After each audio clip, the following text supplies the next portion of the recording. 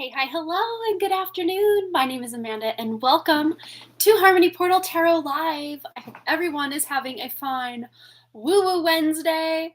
Today is also the new moon. Well, technically, like really early in the morning in my time, so it was like 3:38 a.m. I think was the official time when the sun and the moon were exactly conjunct. And yeah, so we've got that new moon vibe, new moon energy coming in hot as well. Still kicking off with the Venus retrograde, which actually the new moon is wrapped up with the Venus retrograde. So we're going to talk about that and just some current stuff, current energies, and of course also get into our free giveaway reading and also any donation readings, which we already have one donation from Kirsten. Hello, Kirsten. Hello. Check on in. Let us know that you're here. I'm going to actually plug in my laptop. I mean, it's plugged in here, but it must not be plugged in over here. My son Boston sits in this other computer space chair area, and half the time he unplugs my stuff, not purposely, but like accidentally with his feet. So let me get that situated. Check on in. And of course, we're also going to be doing another free giveaway where you will try to use your intuition or guess which tarot card we're going to select. And of course, this card that is selected, whoever guesses or intuits what card that is, will get the free reading. And the card that you have use to manifest your free reading will also be part of your reading, and you can pick whatever question you want as your free reading. And it's the 1111 tier reading, so it's like I call it a one card. Ooh, look at that. 10 of Pentacles vibes. I call it a one card read, but you guys know me, I can never just stick to one card. So yeah, it's basically a 3 to 5 minute reading is kind of where I kind of have that sweet spot. I usually go over though, so that's a thing. Hello, Shauna, hello. Welcome everybody. So yeah, like I was saying, today is the new moon. If you're following Western astrology, it is in the sign of Leo. If you're following more Vedic astrology, it's in the very last degree of Cancer, so going into Leo. And that point from going from a water sign into a fire sign in Vedic astrology is called the Gandanta point. And it is a very karmic point, very destined to happen. If it's in your birth chart, if you have Gandanta planets or alignments or ascendant, it's a very destined thing, and very interesting. We have Venus retrograde. These are all happening in the nakshatra of Aslesha nakshatra in Vedic astrology. If this is all going over your head, don't worry, we're getting to some good stuff. But collectively speaking, with Venus retrograde not being exactly conjunct this new moon, but very close proximity, within about 6 degrees, it lets us know that there's some very karmic or destined to happen things going on. And I don't really watch the news, and I try to just not tune into a lot of that outside stuff. But one thing that keeps coming to my awareness over and over are these fires in Hawaii, in Maui specifically. And I don't want to say too many, trigger words, fire, Maui, Hawaii, because just trying to reply to somebody's comment on a video they did, my comments just kept being deleted instantly. It wasn't the creator deleting them, mind you. It was the algorithm seeing these trigger words and saying, nope, we're not allowing that. I tried to reword it all these different ways, and it still just kept getting eaten and deleted. I don't know. So yeah, it's a thing. But the good news with all of this is so much corruption, so much just blatant. Oh my God, creepy. Sorry guys, there's like a huge spider on my ring light. Literally, the creepy crawlies cannot hide. I have chills on my head. It just creeps me out. Certain spiders, this type of spider creeps me out. Certain others I'm fine with, but this kind I'm just gonna have to watch because I don't want it to get on me. It's one of those hobo spiders, not like Hobo, like hobo. Very interesting, because what we're talking about. And now a lot of people on that island are actually literally, oh my God, it's getting closer. No, get away from me. Yeah, so it's like creepy. Yeah, a bee land on you. Like, bees land on me all the time out in our backyard. It doesn't bother me as long as there are honeybees. I'm sorry, you guys, this thing is creepy as heck. It's just all over this table, like It's fast too. Sorry, I'm so distracted right now because it's like everywhere. I just don't want it to get on me. I usually make contracts, like not like contracts, but like verbal contracts or verbal agreements with the different bugs that I just don't want touching me. I will not hurt you as long as you do not come near me, because I can't guarantee I won't have a reflex where I do this and actually squash you. So, but as far as like wasps, hornets, yellow jackets, no thank you. These things. Sorry guys. Oh, it's like got red, and it's not like a. Oh God. I want to get it out of here. I just at least want to get it off of my computer. No, get back here. Sorry, you guys did not log onto this live stream to watch me flip the heck out. It's not on the hat that I picked up to try to get it. Where is it? Okay, guys, sorry. But yeah, like our honeybees in the backyard will land on me, and I'm cool with that. But not this situation, and not like major like murder hornets and wasps. Like, no, leave me alone. I'll leave you alone. Mutually beneficial for us to just not cross paths, and we're good. Why? And it's weird because as I was logging on or like getting to this live stream, I thought I saw something climb down the wall, and I'm like, am I seeing things? And I just like eagle eye was watching. I didn't see any movement, so I'm like, maybe it was in my head, maybe, I don't know. No, it was the spider. Where did it go? Maybe it went to sleep. Let's hope it just went to sleep or went home and it's not gonna interfere. For the meantime, I'm gonna be farther back, if that doesn't bother anybody, rather than all up in your business. I can still read the chat. We're good as far as that goes. But as I was saying before I got interrupted by the creep factor, yeah, like the darkness cannot hide. Literally, it's kind of hiding right now under my, I mean, not that the spider's dark, but like because it's creeping me out, it's making me feel a type of way. But other different spiders, like in live streams past, you might have seen there's like box elder bugs coming in, or a spider here or there. They normally don't bother me, but this specific type of bug, spider specific, let me make sure it's not on my phone. Let me just show you what it looks like. It's creepy. If you don't know what it is, hobo.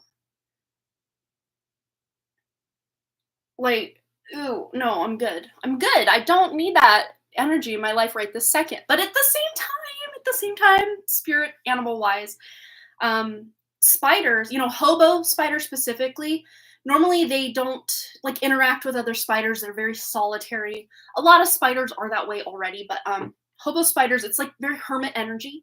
And also spiders do represent creativity. And ideas, like divinely inspired ideas. So, I mean, those are the good things. Let's look at the good things about what's going on right now. But as I was saying about the, island of Hawaii that is currently experiencing a lot of devastation. The land specifically, Lahaina, is very sacred land. I've never been to Hawaii. I've never really felt the call. But a lot of times when I hear like the word, specifically Maui or Lahaina and some of those other towns, they just resonate with me on like maybe a past life level. I don't really feel the call or pull, at least in this incarnation, at least at this time, to go visit some of these places. But I do feel like a past life vibe or connection to the Lahaina area, which is like the original kingdom of Hawaii was established there.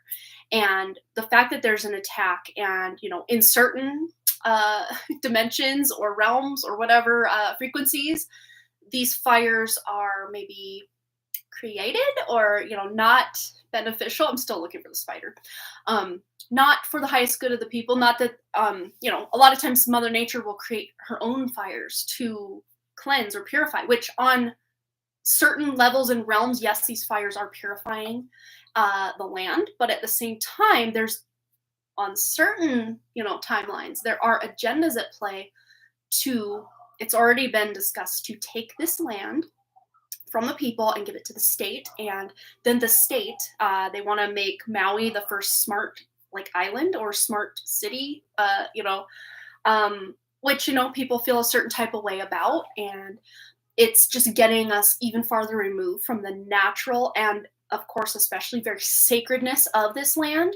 And a lot of times, if you think about like certain things that are trying to take root or take place on land that the land itself doesn't want certain people to come to. It can be haunted, or the movie The Money Pit comes into like my awareness as it's like a late 70s or early 80s. I can't quite recall what year that movie came out. But these people bought this house and it was like their dream home, or, you know, like they're going to fix it up and do things. And it's been so long since I've seen it, so I might not be quoting it like perfectly, but basically the whole place just starts falling apart when they get there. Like like the upstairs becomes the downstairs. Like I think bathtubs fell through from one floor to the next. Like crazy stuff happens. And the same thing can happen energetically if, you know, the land or the spirits that are, you know, the nature spirits, or even the ancestors that were on the land that still have some sort of tie to the land. Yeah, it can be a thing. So it's weird because I think on some level they might succeed in reclaiming all of this land and then trying to start that agenda. But at the same time, on other levels or dimensions or realms or timelines, they may try, but just whatever they're trying to establish just doesn't take off because the land doesn't want it. The true like spirit of people doesn't or don't want it. Yeah, energetically, there's a lot going into it that I just don't see them being fully successful. So yeah, maybe they were successful in getting certain people off the land where they want it and have completely devastated the area and annihilated the area. But Mother Nature is very intelligent and amazing at what she does. So at the very least, Mother Nature will now, on the top levels, be in control of what takes place next. Even if in the 3D reality it appears that, you know, these agendas, these controllers, whatever you want to call them, are going to force or push or do whatever it is they're going to do against the will of the people, against the will of the land. But again, ultimately, Mother Nature is, you know, she knows what's up. And it's like, I just picture like a dog like shaking water or fleas off its back. Like certain things can't continue the way they have been. And not just in Hawaii, but if you watch Roots Restored Wellness channel, I always shout her out, even though I have no like affiliate link, or she might know my name just because I do book sessions with her. But as far as like having like a rapport, we don't talk, or, you know, we're not like acquaintances or even friends or anything like that. But she's actually from Montana, my state that I'm in, and less than 100 and some miles away, or 200 miles away, is where she lives from my house normally. But she's actually in Maui, was called there to go there and do her work from there, and her husband's doing work on some radio tower for his like construction company there. So she's like boots on the ground. If you want more information, like actual information, not what you hear on the news, or, you know, all conspiracies and all that fun stuff aside, she's seeing firsthand what's going on, and being, you know, donations being turned away and hoarded by these, like, I guess you could call them alphabet agencies. And I don't want to say the actual names, but think of the emergency first responder type of organizations that come in when there are crises and things going on. And not giving your energy, your resources, your money to these organizations, because they are very corrupt. They are not actually giving anything to certain people or any of the people until they basically sign all their rights and things away. It's very corrupt. But if you want to get more information about what's actually going on, boots on the ground, front row seat approach and information, it's from Roots Restored Wellness. Check out her YouTube. She's got a lot of shorts and even longer form videos talking about what's actually going on. And also she's a quantum healer, so she's tuning also into the quantum realm of what's actually happening there. If you want a more firsthand information account. But, you know, as she says, and as I've also really resonate with the fact she says that specifically that island of Hawaii is the higher heart chakra of the whole earth. And it's under attack right now. And with Venus being retrograde, and the fact that these fires kicked off right as Venus retrograde came combust with the sun. Boom! Yes, there's a lot going on. And of course, this happened just about 6 degrees from that Gandanta or destiny or karmic point. But it's close enough that there is a resonance. There is it's happening. And it's a lot of people are feeling it. Maybe not everybody's feeling it, but there's other like ways people are feeling this besides just that frontal attack, like what is going on there. But let me catch up on some of your comments, and then we will get more into the new moon energies. Of course, I really already did discuss where it's at, what it means. So whatever house, actually, if you're following more Vedic astrology, your sign of Cancer is in, and the moon is already into Leo, even in Western or Vedic astrology. It's already moved into Leo as of like early this morning. But the Gandanta point was that degree, the last degree of Cancer and the first degree of Leo, where this new moon actually, in Vedic astrology, when you actually look up in the sky, that's where it actually is taking place. That's why I really resonate with Vedic astrology or sidereal astrology, as opposed to Western or tropical astrology, even though they all really resonate, and they can all really feel like very accurate for sure. Yeah, so no hint of that spider, so I'm just fingers crossing that it doesn't cross our path again. I hope we got the message that it was trying to convey, and we've received it, and now we don't have to worry about it. But if you're just joining us, or you're like, what is she talking about? A spider, a hobo spider, literally crossed paths with us like 4 times here, and it creeped me out, and I don't want it to like touch me, so I'm like way far away, like this far away from my desk. Normally I'm all up in your face, but tonight we're gonna just kind of take a bit of a step back approach, and just hope and pray that spider isn't like on some cards I touch. And not that if it bites me I'm gonna die or anything, but it just creeps me out, you know what I mean? But let's quickly do a little shout out to everybody. So we had Kirsten, we had Love Life and Enjoy, Jessica's here. I'm doing well, thank you so much. 80s for the most part for the movie. Yeah, I think so. I think you're right. Yeah, it was Tom Hanks and, oh gosh, I always forget her name. Is it Shelley Duvall? No, maybe. I don't remember exactly if I'm remembering the correct actress that was in that with him. Yeah, always wanted to go to Hawaii, but last year started feeling sad energy from it. Yeah, same thing for me personally, also with Sedona. I've always, since I heard about Sedona, wanted to go, but starting, I want to say maybe 2021 into 2022, and of course also this year, I just don't feel the pull to go there anymore. It's like the energy is either off, or like there's a sadness associated with it for me now, and kind of same with Hawaii as well. So I think you're right on with that. Hi Pika Lee, hi KK, hello Crazy Tempest. Yeah, hell yeah, you're right. Yeah, no Spidey. Getting ready. Yeah, it is getting ready for winter. Yep. Oh, that movie is called Volcano. Ooh, I have to look that up. Yeah. Yeah, a lot of good movies that even can almost like tell the future, because in certain ways, these people who I guess run this realm, they know, and they really pay attention to the astrology, or they utilize the astrology to make certain things happen. And speaking of, Mars is about to go back into Virgo again, Vedic astrology wise, and that's where it was during the old, situation, pandemic.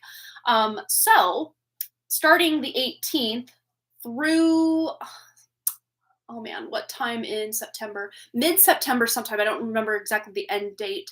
Might even be as late as the 24th, but I might be wrong on that. But basically, Mars is going to be transiting the sign of Virgo, again, Vedic Virgo, starting 2 days from now, so August 18th. And that is what kicked things off for the last pandemic that we had. So they might, you never know, they might try to kick some dust up with some sort of illness or something during this time. They're most likely not going to be as successful, because I think people are just over it. They tried to make monkeypox a thing for a while there, and it just didn't take off. Yeah, a lot going on. And again, like I was saying, the darkness is really starting to come to light. Even if people don't know how to deal with it, or how to fight against it, or what have you, just being able to observe the darkness in all its glory and know the agenda and know it's not right, it almost is like holding space for the truth to come out, and the rights to be, or the wrongs to be righted, I should say.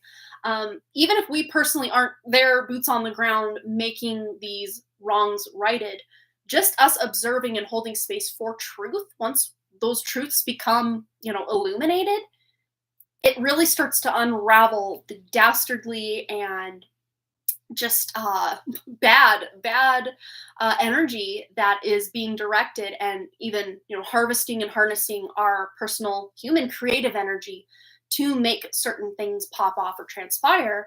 They can't be as successful as they once were, because one thing that occurred to me: our dishwasher is kind of on the fritz. So first it was our AC, now it's our dishwasher. It's like one thing after another around here.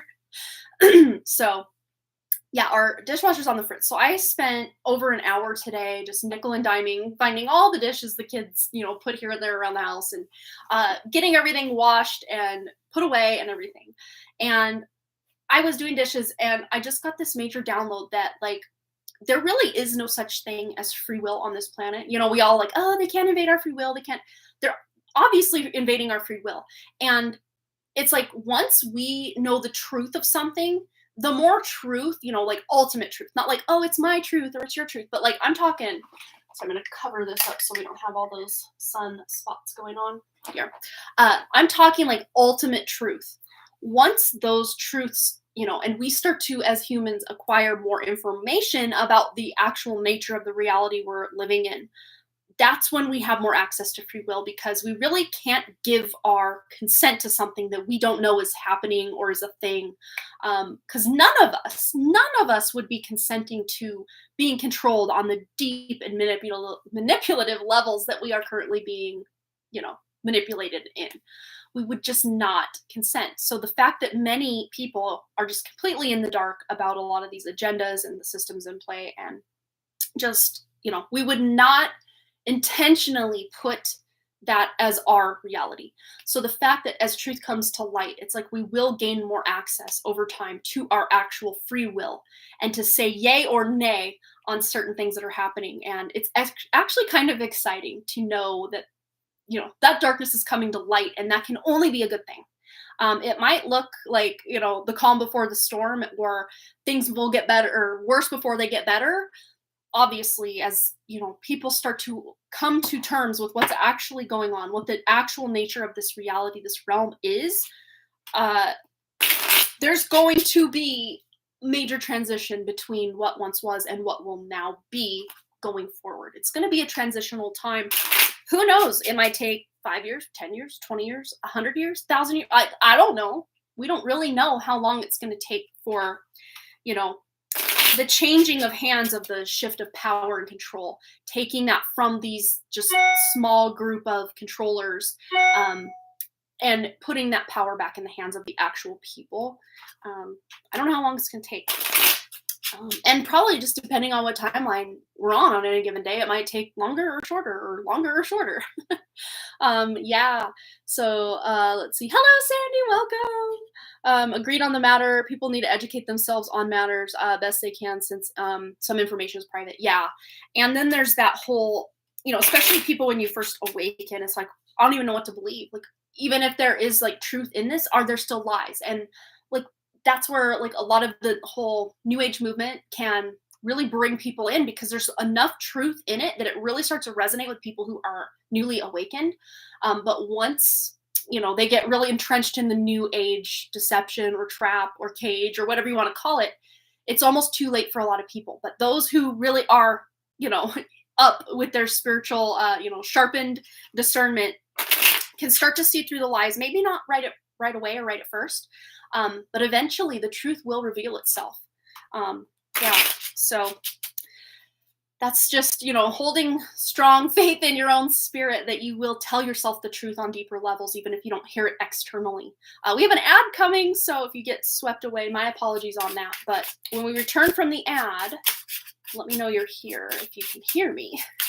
We're going to get into our collective reading for the new moon. And not that I like to purposely give power away to the new moon, but the fact that, again, much like a lot of these control systems on this planet, the moon is very much one of those control systems, literally controlling the tides. And if you can subscribe to the fact that the moon controls the tides, which are water, and human bodies are how much percent water, the moon has a great deal of pull or just persuasion over who we are, what we do, what's going on. Thanks for the love, whoever's doing that. Thank you.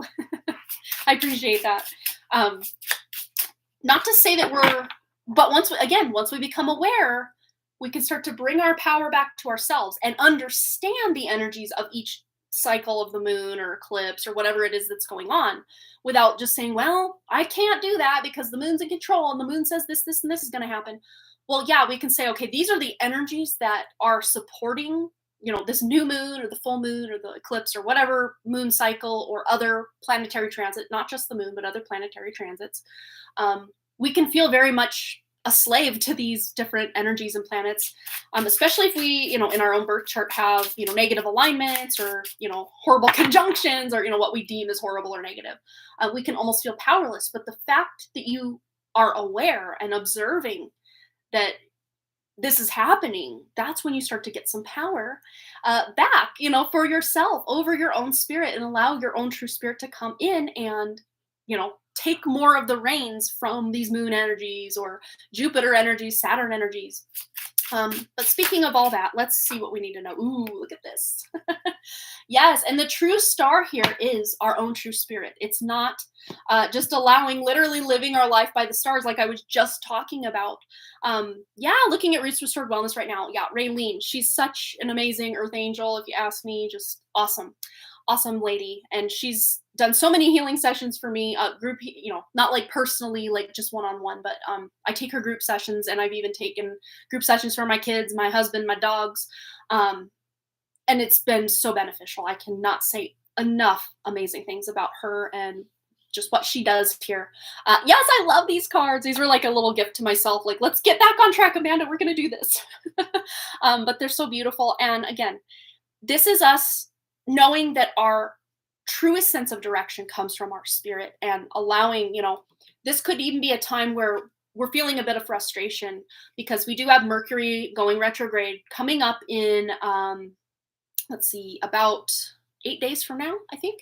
Yeah, the 24th of August, I think, is when that goes retrograde. I might have to look up the time. I don't want to touch stuff because that spider still might be around, but I haven't seen her in a moment, so we might be good. But anyway, yes, Mercury will be going retrograde soon. And of course, that only lasts 3 weeks, but the shadow period before is usually about 2 weeks, and then again 2 weeks after. So really, it does feel like about a 6-week endeavor, 7-week endeavor.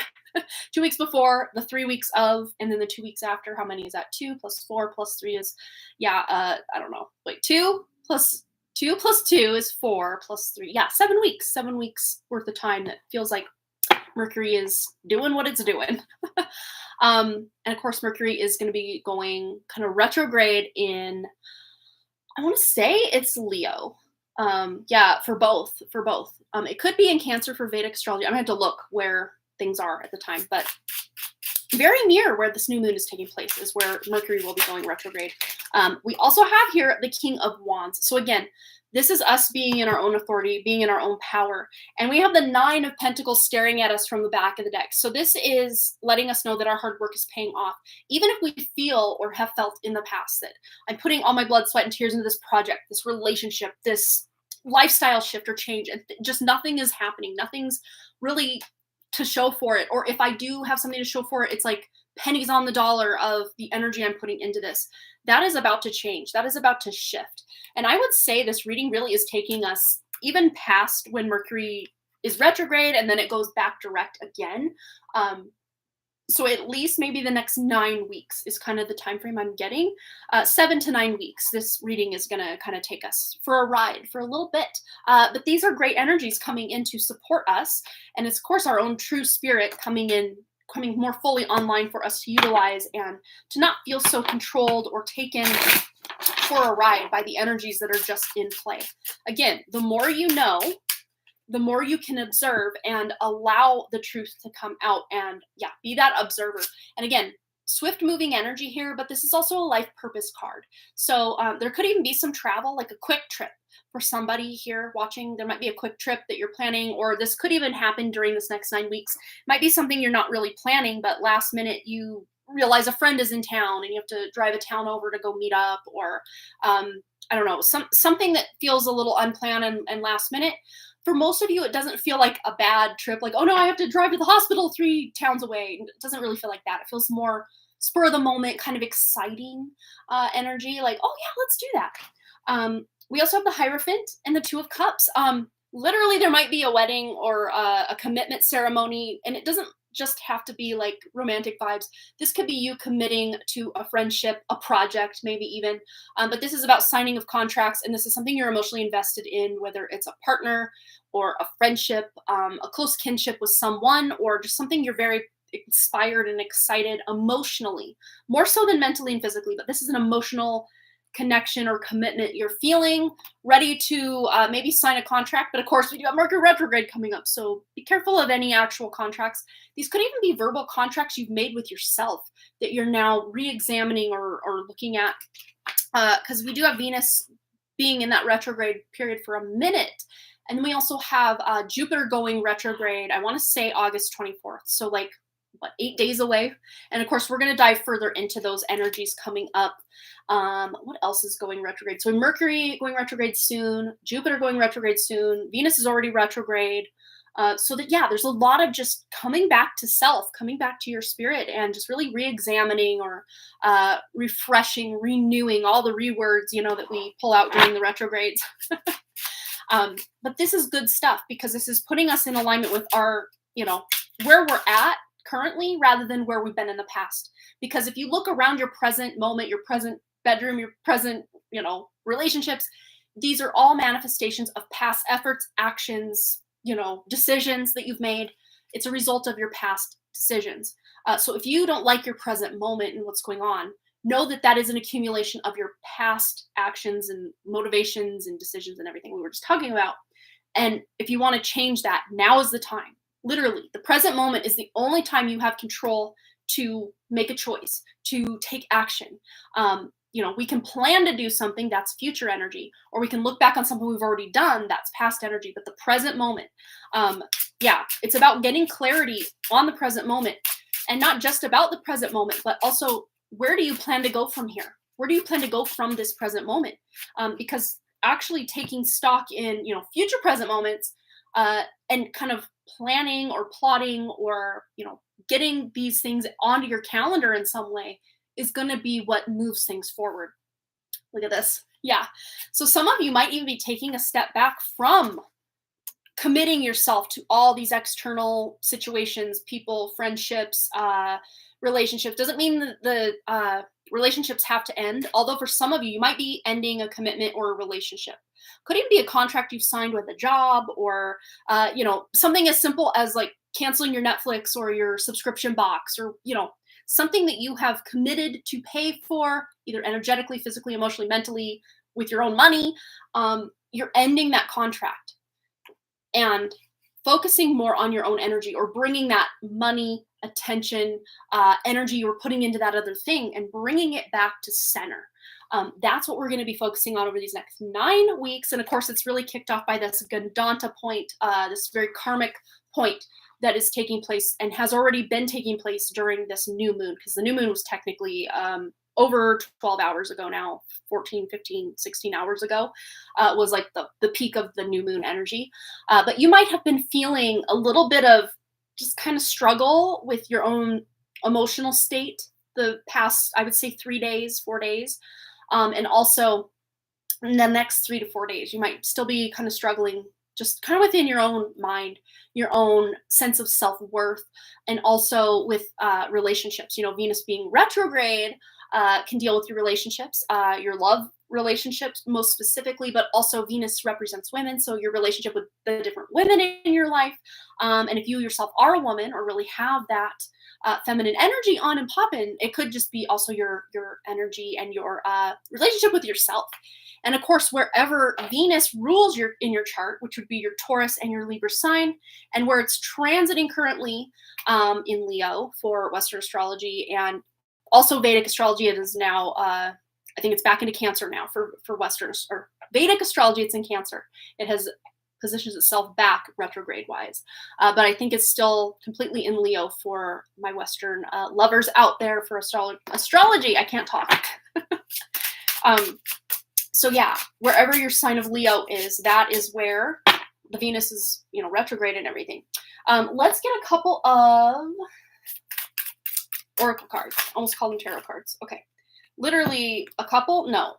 a couple times too. So we have home. So number 42, there might be some changes or shifts you're making to your home or what home means to you. Your home, everywhere you go on this place in this lifetime is your physical vessel, your physical body. An extension of your home could also be, your purse, your backpack, your vehicle, your car. The shoes on your feet could also be an extension of your home. Whatever, even places that feel like home, maybe revisiting your childhood home or your hometown, going back home.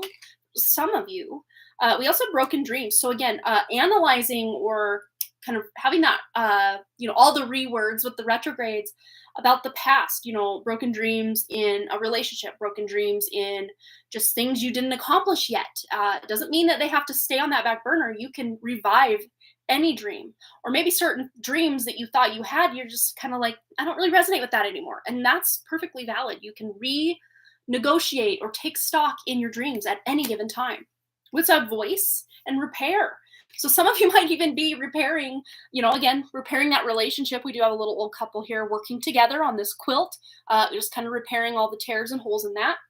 But also literally repairing your throat chakra or being able to speak your truth or some word you said, apologizing for something you said or did, or, apologizing for something you did or didn't say, or even just reclaiming your voice. And especially those of you that had maybe dreams to write something or create something where you're using your sense of self-expression, you can reclaim these dreams, even if they may not resonate with you the same way, or they may not manifest the way that you once wanted them to.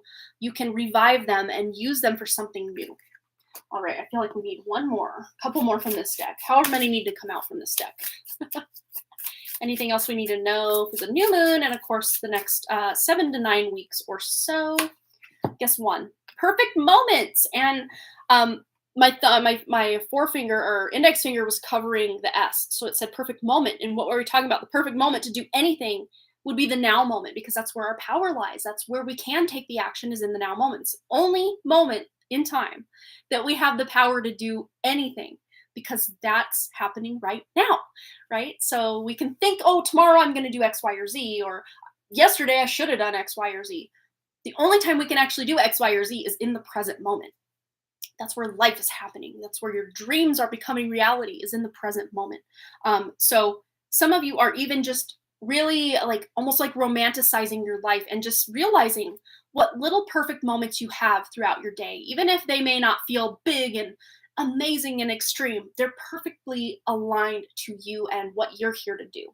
I love that. All right, so that is going to conclude our collective reading, but stay tuned, my friends, because we're going to be doing a free reading giveaway once again at some point during the live stream. And we had one donation from Kirsten, and I thought I saw another donation come in from someone else. And I'm going to double check also PayPal, because it hasn't been at all giving me notifications, and it might only give me an email here or there when someone donates. So I'm going to go directly to the source and just make sure we're not missing anybody who has donated. And yeah, we have the 7 of swords coming out off the top of the deck. It just slid to the floor. So some of you might be feeling that somebody is lying, cheating, stealing. I always call them the lying, cheating, stealing from card. Or just looking at the ways you lie and cheat and steal from your own energy, or make excuses for other people, doing what they do to you, or, vice versa. It could go either way. So maybe just be mindful of that. Or where you're having energy leaks, or, feeling like you're wasting time, or time is being taken from you. Again, you're the only one who can kind of remedy that or repair where you're losing time, energy, and focus, which can happen a lot. There's distractions aplenty in this realm, that is for sure. And we have not seen that spider return, so thank you, spider, for just going somewhere else. That, I appreciate it. If you're just joining us, a hobo spider just decided to join the party and was all over this place for a minute there, and I was freaking out. You can go watch me make a fool of myself live earlier in the live stream if you want to see that. But there was a very telling message within it, because everything is a message. I mean, the fact that that spider decided to choose now, right as I was getting ready for the live stream, I thought I saw it, and then I didn't know what it was. I just saw something out of the corner of my eye coming down the wall. And then the fact I was already live and the spider made itself known, messages everywhere. We literally create our reality, or at least co-create our reality from the inside out. So yeah, major downloads or really good information coming through from your true spirit or from the divine, however you want to look at that. Coming in hot very soon.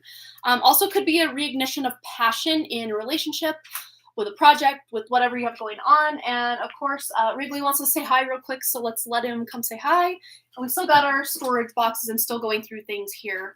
Come say hi, little guy. You gonna say hi? You're not gonna be in here that long though, okay? Just a minute. Well, if you want to say hi, you gotta come over here. He's grabbing his Legos. Is that what you came for? Or what'd you come for? You just want to say hi? Your shirt's on backwards. It is. I see it. It's on backwards. Turn around and show everybody that it's on backwards. It's a good shirt. 21 Pilots. All right. Well, yeah, I love that card. The hair on that card. You're right, Jessica. Okay, you're going to either have to say hi or go, because I'm going to get into the paid readings. Oops. You can say hi for a minute before we get... Do you want to pull a card for everybody before we get into our donations? Okay. All right, you pick the deck. You find any of these decks here, any of them. You decide which one we go with. Which one? We just use that one, but that's cool. That's one you want? We'll use it. That one? Okay. So he's going to pull a card from this deck and the other deck in his hand. So he's going to pick? It's behind the scenes with the lighting situation here. We can't see what you're doing. Okay. Grab one. Pick one.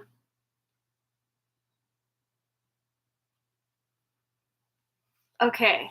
So we got the beauty card. And then go ahead and pick one of these.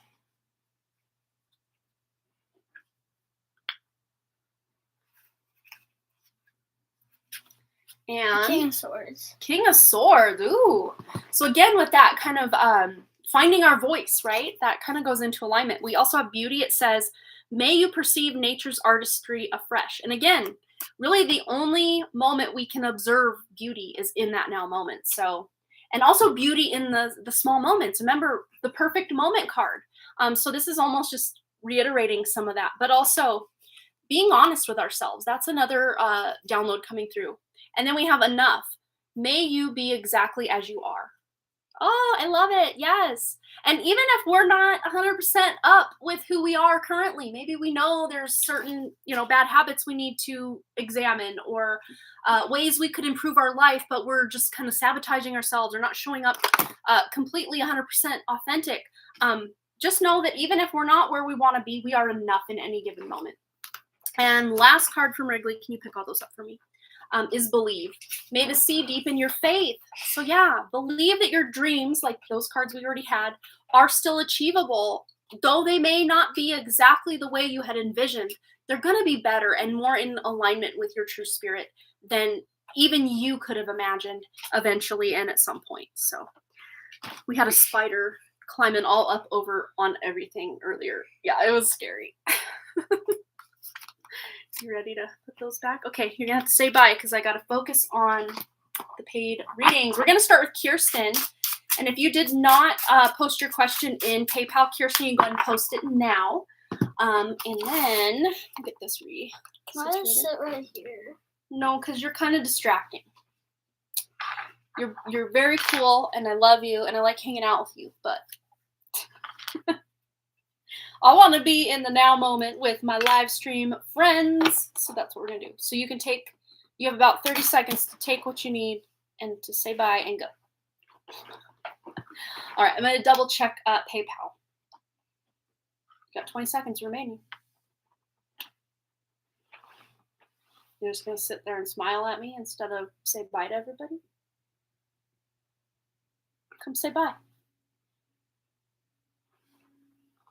All right. Logging into PayPal. Bye, love. Bye. Oh, he said bye again. Okay, so let's go over. Okay, so we have Kirsten, then Pika Lee, and then Sandy. What? Yeah, but you have to make it. Or ask, is Daddy back from work yet? No. He might be. Go see if Daddy's home. Bye. Bye. My husband had to run back to work for some after hours work, but it shouldn't take him too long, so he might already be home. Who knows? I thought I heard him come home, but I could be wrong. He wants peanut butter and honey sandwich, so apparently that's just his new thing. But he hasn't had one at night since that last live stream when he wanted to make the peanut butter and honey sandwich. Oh, funny. Okay, so I'm going to update this list, and then we're getting into Kirsten's message. Okay, you want to do 2. Okay, so you did donate the 2222, so you do want to put that into 2 like 1 card reads or shorter reads. That works for me, Kirsten. Okay, so Pika Lee, donation list. So Kirsten, 2 1 cards. Pika Lee, full read, and Sandy, full read. And that is our current lineup. If you have donated and you don't see that I've acknowledged that, just let me know. I will go in and double check. Yeah, peanut butter, banana, and honey is also good. Yeah, he has that sometimes as well. My father-in-law got them started. He will do like a peanut butter, banana, and honey, my father-in-law. But he will also do sometimes peanut butter and pickle, which I guess is an acquired taste for some. I haven't personally ever tried it, but it doesn't sound too appealing to me, but hey, I've tried worse. All right, so Kirsten, for her first question, wants to know messages Spirit has for her. Kirsten, what does Kirsten need to know? Tuning into Kirsten's energy and what she needs to know. What does Spirit have for Kirsten? Ooh, we have 2. Ooh, so there's some clarity, there's some truth, there's some wisdom, and just very clear cognizant energy of just knowing something without knowing how you know that you know it. That kind of vibe. Could even be on someone's energy, masculine energy. To me, I'm feeling this is more not someone related to you. So this could be like someone you're talking to, flirting with, or have in the past. You're getting truth or clarity on somebody that's like a masculine energy. Doesn't have to technically be a fire sign, but they could have prominent placements within Aries, Leo, or Sag. So if that resonates as someone and you know exactly who that is, there could be some clarity or truth coming in about them. But also, we can interpret this as your own masculine energy, where you're wanting to start really putting your effort, your attention, your action-oriented steps, and just getting clarity on the path ahead. Very soon, you will be getting that clarity. We just went to an ad, so I want to just make sure I'm not doing your question if you had been taken away. Okay, so let's see. As far as what Kirsten needs to know, anything else about this energy? Ooh, okay, so that masculine, the truth coming through for you, it could have you thinking possibly that there could be a long-term energy here, if that's the case.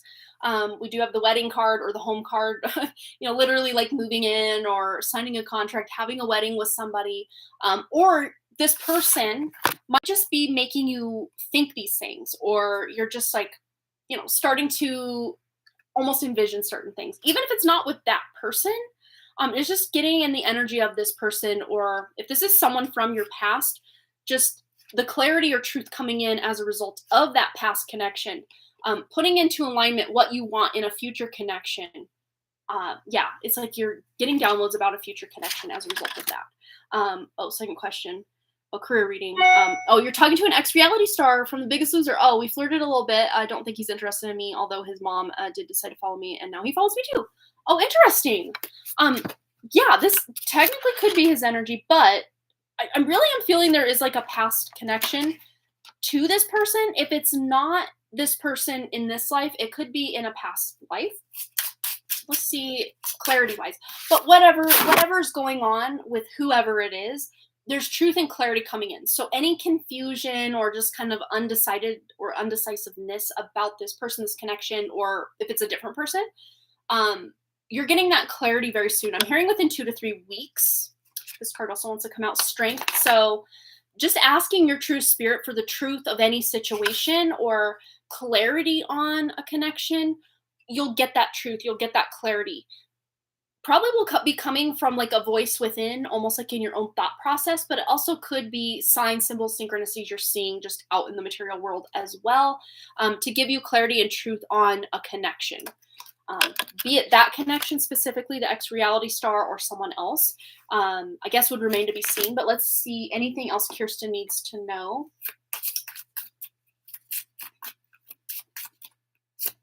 We have wisdom in play. Our intuition knows more than we do. Again, trusting that true spirit, and you're going to be getting that download, claircognizance, clarity about this person, or even just what your next steps are in love, or where you ultimately see yourself in a committed relationship.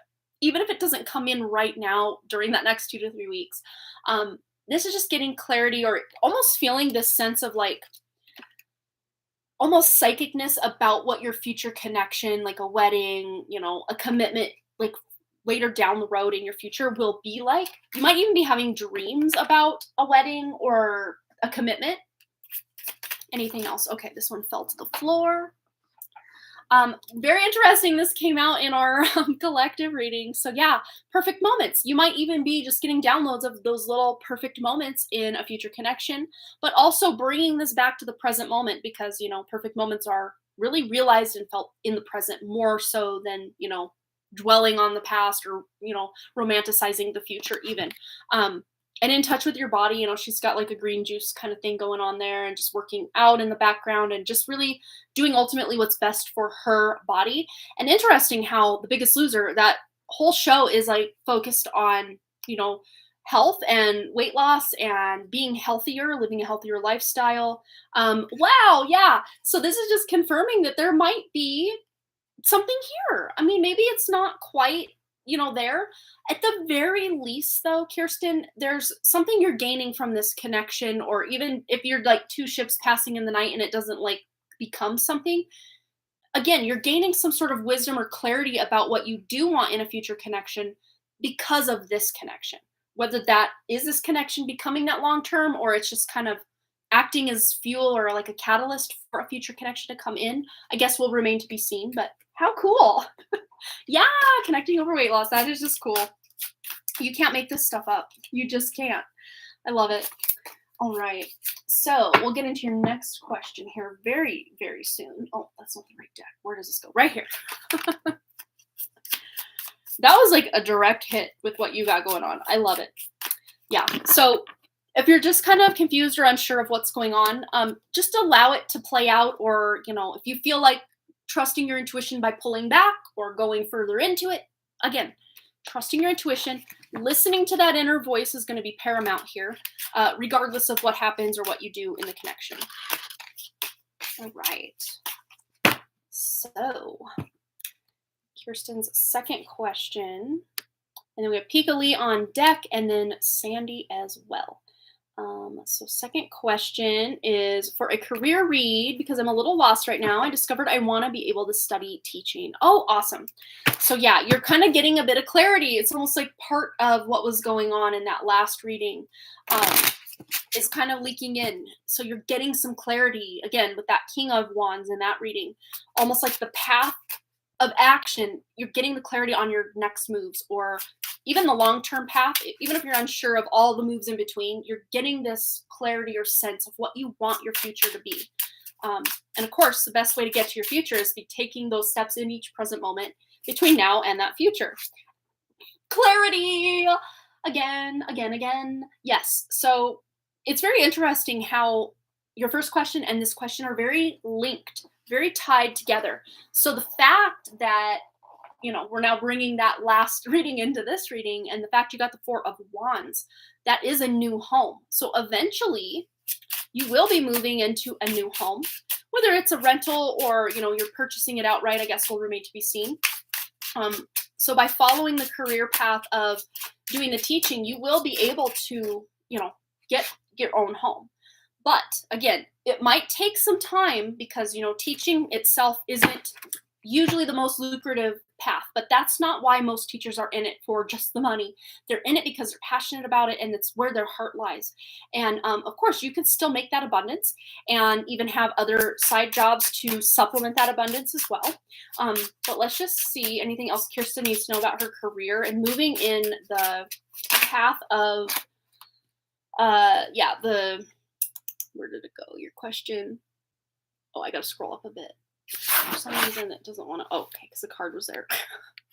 Yeah, feeling lost, want to be able to study.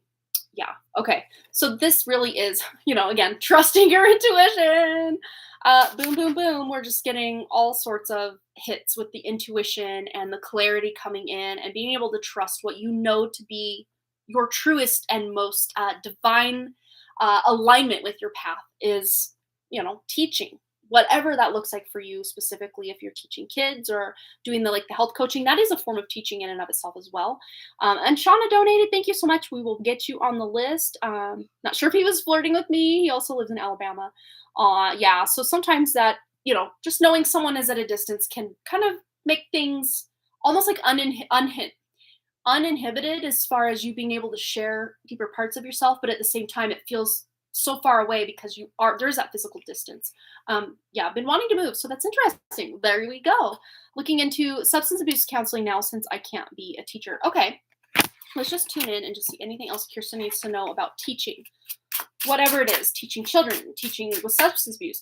Oh, also, the high priestess, it's very like Pisces energy. And a lot of times, substances, the illusion that you create with substances, with drugs, alcohol, that kind of thing can alter your reality or mood or your state, right? So I think this goes into alignment, but also, the other side of the high priestess is mystical and magical and occult knowledge, tarot, all that. So you could be supplementing some of your income, with the two sides of the coin of the high priestess. Very cool. Let's see anything else.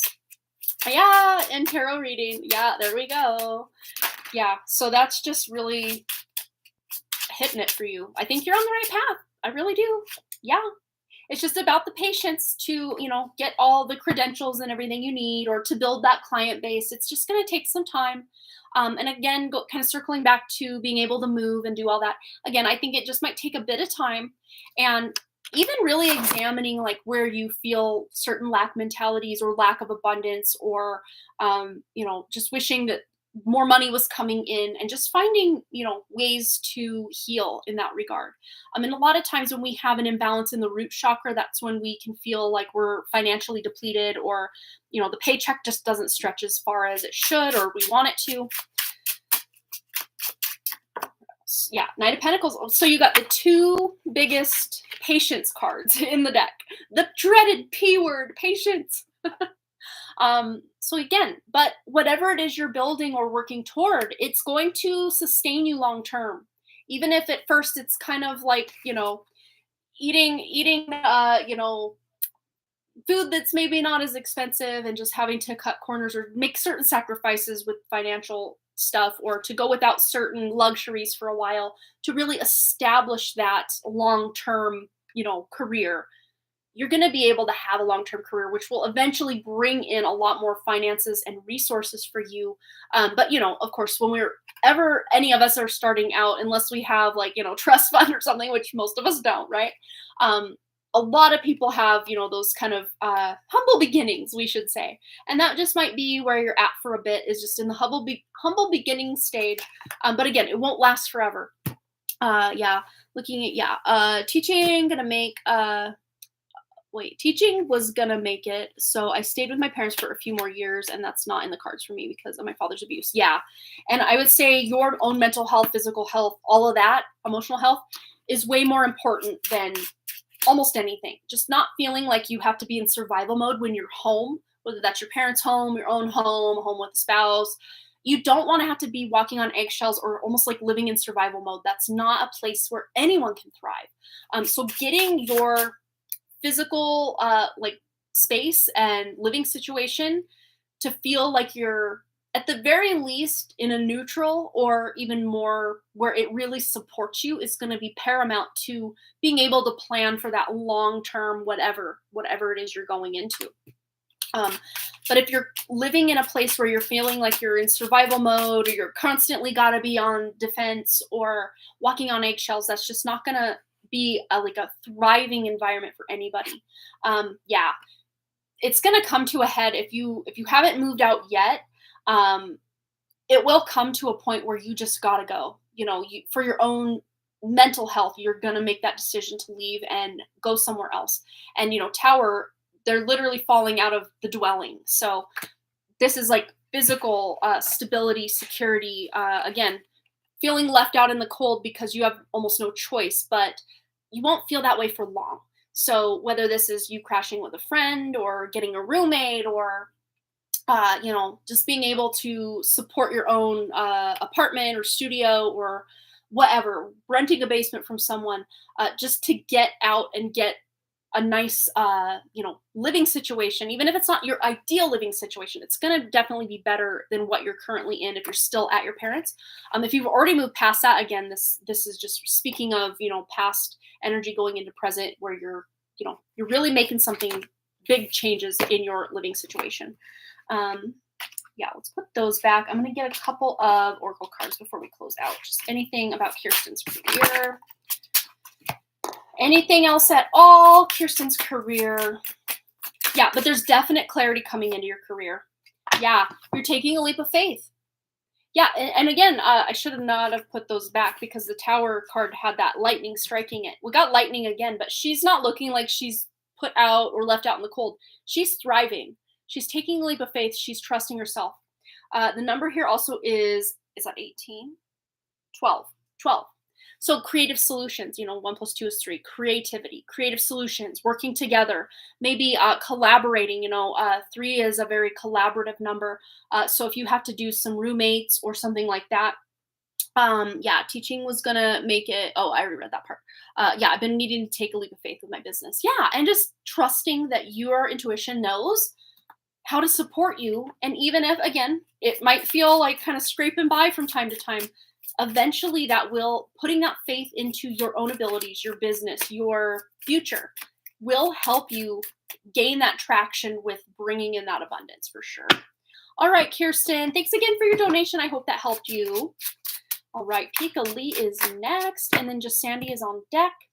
Pika Lee says, oh, you want to do 2 1 cards. Awesome. You're so welcome, Kirsten. Thanks again. We always want to hear from you when you make some choices or, something cool happens, something bad happens. We're here to support you, whatever happens. And thanks again for your donation. Keep having nagging feeling that Taurus may not be my forever person. Oh no. Things are okay between us, but communication has definitely dropped off and feels like we are drifting apart a bit. Okay, continued. We'll start feeling into this. But that's okay, You will find that forever person, whether it's Taurus or anyone else. That person is out there. You will find them. They will find you. But let's just see what's going on. Communicated in the past how important it is for me that we have some effort in communication and things were going on at work for him. I believe that you invest the time into things you matter to you. Yes, absolutely. Ooh, look at this though. The wedding card, the long-term commitment card, the new home or moving in together card. Let's get some clarification because I mean, to me, this feels like it's still a thing, and this just might be a little blip on, or the road bump on the road to life, who knows? Let's tune into the energy of Taurus. Yeah, there's definitely still passion and desire here. That's for sure. On not just a physical level, but spiritual as well. Again, life circumstances just might be making things a bit bumpy or just not as on and popping as they were. Yeah, I don't want to block any full-hearted blessings with a half-hearted relationship. Yeah, get some insight into what's going on with him and if it's time to move on or be patient. Yeah, again, this is like defense mode or feeling like you have to defend what's yours or, fight for something a little bit. So what I'm hearing is this is worth fighting for. So even if ultimately you come to that realization that this isn't it, if you try to walk away now, I think you'll always wonder what if, the woulda, the shoulda, the coulda. And this, either this is a blip on, the radar, or a road bump on the road of life, and things will improve. And then, there'll be another obstacle. There just always is in a relationship. It's never just smooth sailing into the sunset forever and a day. No. We all wish it was like that, but relationships definitely take work. And of course, if someone is really focused on their livelihood, their work, their career, it can definitely feel like you're not priority and you're not as important. And even if, like, in his mind you definitely are as important, which is coming out loud and clear that he still really reveres you as the queen you are, his actions may not be showing it, because it's like he's feeling almost like he has to fight between certain different priorities, and you still feel like one of them, though. Let's just see anything else Pikali needs to know as far as Taurus's intentions toward you. Yeah, definitely what I needed to hear. Part of me feels like I'm running away, because it reminds me of, yes, right? And this is like the test. Like, this is test energy. Like, are you gonna, because you could take this two ways, because for so long with Scorpio, you were kind of waiting for him to show up and he just wasn't. And then you'd reach out and he'd kind of give you a little bit, but then he'd pull back. And it's like, am I going to wait too long and just be taken for a ride again? Or is it going to be more like Leo, where things are great and then he just ghosts? Like, what's going on? So yeah, you might be kind of fighting between your head and your heart. Like, am I giving him too much of the benefit of the doubt? What's going on? Guess what? Scorpio called me and we talked. Oh my gosh, how hilarious. Yeah, you definitely feel tested. But as far as Taurus's intentions, and of course, ooh, I get chills and the major download about Taurus. Of course, the planet that rules his sun sign, Venus, is in retrograde right now. So of course, there might be some, not that he's re-examining the relationship. I don't really see that. So Venus might rule his career house. He might just be having to put extra effort and energy into that career house. Oh, and you're a Libra. So there, you're kind of thinking, because on your energy, you're thinking, well, maybe I've made a mistake. Maybe this isn't what I thought. But again, ultimately, we have Aries energy coming into support. And currently in Aries, we have Jupiter. Jupiter is currently in the sign of Aries. At least in Vedic astrology, it's in Aries. I don't know if it is still for Western astrology. But it's like Jupiter energy, Aries energy. Jupiter is about to go retrograde as well. So it's like re-examining and the foundation kind of crumbling a bit to just see how stable it is to begin with, right? And again, you might be feeling a little, again, conflicted energy. Even if there haven't been any like literal disagreements or fights, technical fights.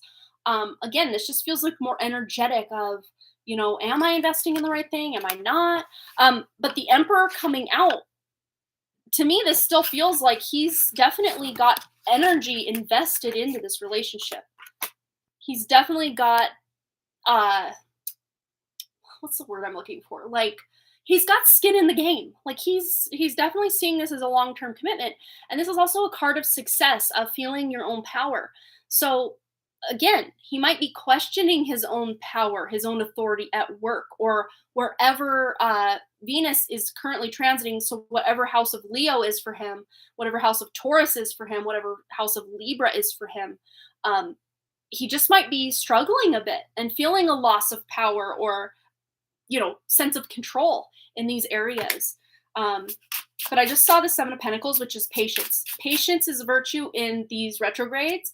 I have chills. I've had chills almost this whole reading. So to me, this does feel very meant to be. It's just, again, life kind of getting in the way of the romance and the fun and the flirtiness and the excitement.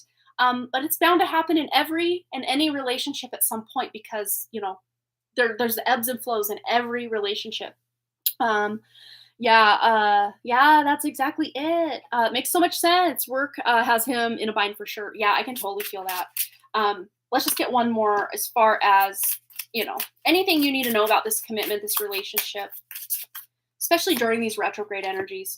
Yeah, big changes in fighting spirit. It's like, again, what did I say? Something about, it's like you're, again, there's the fighting. Are you fighting against it, or are you fighting for what you want? Fighting to continue. fighting against, your past and these different cycles. But to me, this fighting spirit is fighting for the relationship, working toward the relationship. But big changes are coming, and these feel like not that the relationship is ending, but that, again, there might be this really big conversation you have where you definitely feel his heart, his intention, his emotion coming toward you in a good way. You feel that you are like a ride or die energy in his life. He will somehow tell you or project that toward you that, hey, you mean a lot to me. I don't want this to, go anywhere. And big changes also come to the way he can communicate, because there could be retrograde energy in his third house if, Venus is transiting in Leo in his third house, or Venus is maybe in his natal chart in the third house or something like that. Commitments in being able to communicate in love can go haywire during the Venus retrograde. And we also have the Magician on the back of the deck and the Ace of Cups. So there could be, the relationship is going to be what both of you put into it. Literally, this is you manifesting the reality you are creating or co-creating, because, a relationship is a co-creation between the two people involved, and of course, the universe and all the fun things. So yeah, you'll get what you put in, and you'll, vice versa. You'll get what you give, and you give what you get. Yeah. So if you feel like you're being, I won't say neglected, it doesn't feel like that, but if you feel like you're kind of taking at least a middle row seat, maybe not quite back row, but maybe middle row seat for a while, focusing on you, your endeavors, maybe going out with some girlfriends, stuff like that, to just reconnect to who you are and what means something to you if he is busy and can't really do something. And yeah. Yes, I'm so glad I asked this question. I definitely keep myself, keep telling myself to wait it out, but was worried I was ignoring my own need to fit his. And again, that's where I think and look, hope is on the horizon fell out. And then also, fill your cup while there's kind of a lull or just a bit of stagnancy in the relationship. Fill your own cup back up, because then you can direct that love to him, because you'll have that full cup, and his cup will start to fill back up as he can, take more time for himself and the relationship again, and work slows down a bit. Yeah. Again, blip in the radar. We got an ad coming. So, but this to me doesn't feel like it's the end. I mean, we literally started this reading with passion and commitment. So, I mean, good stuff. As long as you are still wanting this to be a thing, it feels definitely he's coming at this from, I definitely want this to still be a thing. It's just life is kind of getting in the way of my fun right now, is kind of the energy he's got going on. And then that, of course, makes you start questioning things or wondering, is this even worth doing? What's going on? But the fact the Emperor came out lets you know you'll feel more in control of your role in the relationship, and vice versa for him as well. And again, at the root heart cause part of the Emperor is a card of success. So there's success here. Yeah. Yay. All right. Second question for Pika Lee. Ooh, the sun came out as well as renewed passion and excitement and just, romantic feelings for sure. And then one more card fell to the floor.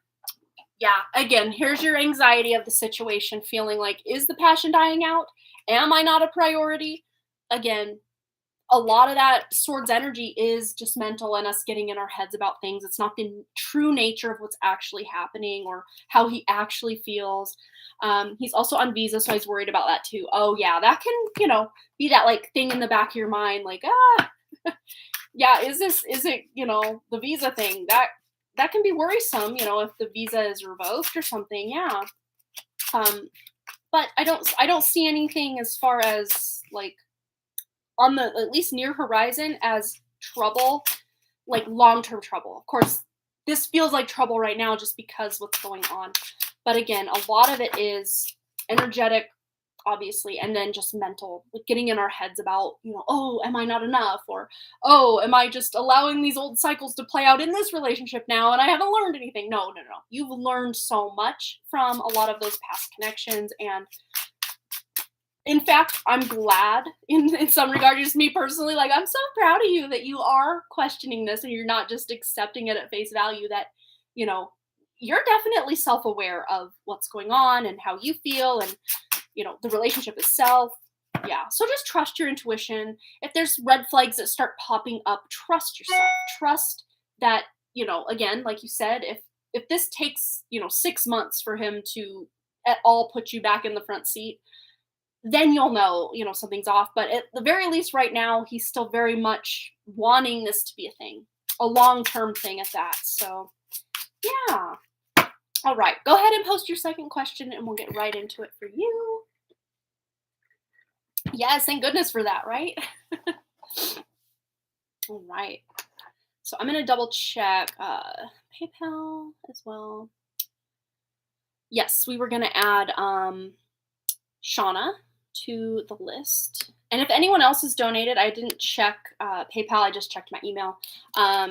So live life and enjoy. One card. Shauna. Okay. Perfect. There we have it. Oh, you only had one question unless I won something. Oh, okay. Okay. I think I just saw that you had like Q1, whatever. But it says Q, meaning question. I have communicated. Okay. So in my mind, I interpreted it as, okay, this is the first question. But I think we went in depth enough that to me, that feels like we did a full read. But let's just see if anything else, if we start repeating ourselves, we'll know that we hit the root or the heart of what you needed to know. Yeah, sacrifices, again, I think that's the energy that's going on right now. Pika Lee is just, there's certain sacrifices that have to be made to allow this relationship to continue. And right now he's having to focus a little bit on work. But if that becomes the priority long term, there have to be, we're now coming full circle, we're repeating ourselves. So yeah, I think your message is complete. But right now, it just feels like a bit of a sacrifice that's, needing to be made in his work stuff. And, again, when that's remedied or slows down a bit, if you don't move from middle seat back up to front seat, then I'd really start questioning, and have that big, what's the word, like communication or talk with him, like what's going on? But again, his energy coming into this is still very much invested in this being what he wants to continue doing. Yeah, on fire. Yeah, very, very passionate, very Wands energy with all of those wands, the Four of Wands, the Knight of Wands, I think it was, that came out, and the Emperor, very fiery energy. There's a lot of passion here. If not just physical, also very like spiritually passionate for the two of you to be involved together. So yeah. All right, Sandy. So relieved. Yes, lots of passion between us. I can feel it. That fire is hot in the best possible way. All right. Sandy wanted to know, releasing my finances. Okay. So Sandy, you want to know like, money, like coming in, or just releasing anything that is kind of standing in the way of your finances? Let me know exactly what you're wanting with this question. I mean, Spirit knows, but yeah, let's see. Ooh, Queen of Wands. This is about sovereignty, being self-sufficient, self-sustaining. Knight of Cups, feeling emotionally invested in the money coming in or whatever products you are creating. Or just this reignition of passion for your career, or just who you are as a person is really coming up very clearly in this part of your reading. But Sandy, let me know if I'm not hitting exactly what you wanted to talk about in this, because I want to get you the reading you want, the reading you need. All right. I don't want those cards sliding all over the place, though. Oh, this one fell to the bottom. So if you are having, okay, how to get money coming in. So the fact that the tower came out on the bottom, and when I picked the deck up, the tower stayed on my little notepad here. So this is letting me know that maybe certain income streams that you once really relied on just aren't producing the way they were. And then I saw, as I lifted the Seven of Pentacles, it doesn't mean that these income streams or one specific income stream is dead and gone forever, but there just might be some patience involved in revamping it, maybe rebranding, if that's something you've been thinking about doing, like rebranding, or just kind of branching out with where you offer certain services or how you advertise your services to bring more money in. But there is this element of patience. So you might be still brainstorming ways to kind of have this phoenix rising from the ashes or revival to just bring more money in.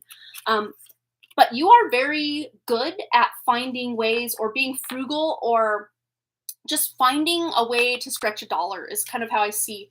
You find very creative solutions to any problems you have. But at the same time, you want to, with the money that you are making, you want to feel like you're really close to, like, with your silversmithing or, any other ways that you have income. You want to feel like you are the one bringing it in rather than it just coming from some random. I mean, obviously, we would like all to have some random income streams that we don't really have to work for. But for the most part, this is saying you feel good about being able to make your money by your own effort rather than just having money come in from other people or having to have other people help you out. You would just rather be able to produce for yourself rather than have to rely on other people or like, I don't know if you're doing like any kind of social security or something like that. Maybe even having to rely on, like government assistance or anything like that. It just feels like worrisome, almost like, oh, I'm glad that's coming in, but I wish it was more, like that kind of vibe. If that's something that you're relying on and it's just not stretching as far as it once did because inflation's doing what it's doing, or just it never did pay as much as you had hoped. But let's just ask for Sandy how to get more money to come in. We got all of this that wants to come out. Yeah. So you might even feel conflicted or undecided of where to do that research or where to branch out or where to put your, wares, sell your wares or advertise. You might just have some confusion, which is obviously probably why you're asking the question in the first place. So this just clarifies that you've probably asked the right question tonight about that. Oh, I love this. So there's that emotional fulfillment. Again, maybe certain income streams just weren't really emotionally fulfilling, or you felt like, maybe you were doing the work, but the money wasn't coming in to be in like equal exchange of that work. Maybe you're putting a lot of effort into certain things and they're not selling as high as you had hoped, or they're going for a lower price point. Or again, if there's any kind of assistance that's coming in, through like Social Security or retirement funds or anything like that, it's just not really filling that emotional well. But the fact you have ultimate emotional fulfillment coming in a financial reading, eventually that money's going to start to come in a little better. I'll have Social Security, but I have Patreon also only have 11 people on it. Same girl, same. I think I have now 10 people on my Patreon rather than 11. But I kind of pulled my own energy back from that because it was basically another part-time job for, I think I was making around $150 to $200. At my peak, I made, I think, $350 to $400, my biggest month on Patreon. But I was still devoting anywhere from 25 to 30 hours. So it was basically like another part-time job. And it, the price exchange or the energy exchange with the pricing just didn't pan out. And it's, as you know, Sandy, when you do Patreon, you're putting in the same amount of effort and work, whether you have one patron or 1,000 patrons. It's almost just the same amount of work.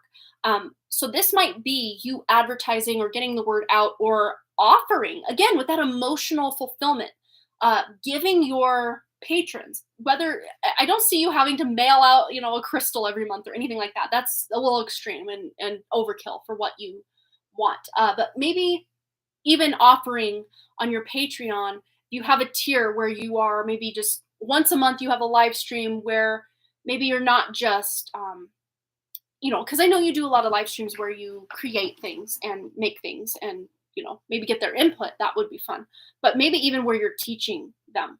I keep seeing this element of you being able to teach, or, these are when the strength card comes out, this is like natural gifts, natural abilities, talents, being able to teach others or like mentor others, very Three of Pentacles energies coming out. But yeah, it just might be about getting the word out there or just branding yourself, or again, getting your name out there to where more people are aware of you and what you do and just want to be here for it. You know what I mean? But let's see how Sandy can bring more people in to either Patreon or her. Yeah, again, just feeling left out in the cold, putting in the effort, just not getting that energy exchange. Maybe even focusing on the fact that, this isn't where I want it to be right now. sometimes just acknowledging our own feelings or thoughts on something can start to turn it around. But I want a clarification on this Five of Pentacles. Is this like future energy? I don't feel it as like long-term future energy. Yeah, again, bringing more people in, Three of Cups vibes. This is finding your tribe, finding more people who want to vibe, want to hang out, offering things that aren't going to completely like cripple you as far as more time commitment to something where you're not getting a lot of that energy exchange back, but still offering on Patreon and other platforms, wherever you're feeling called, this sense of community that people are looking for and can really vibe with. That's what you're offering. And again, with emotional fulfillment with something, look at that. So this is filling people's emotional cups by showing up to learn from you or vibe with you in some way.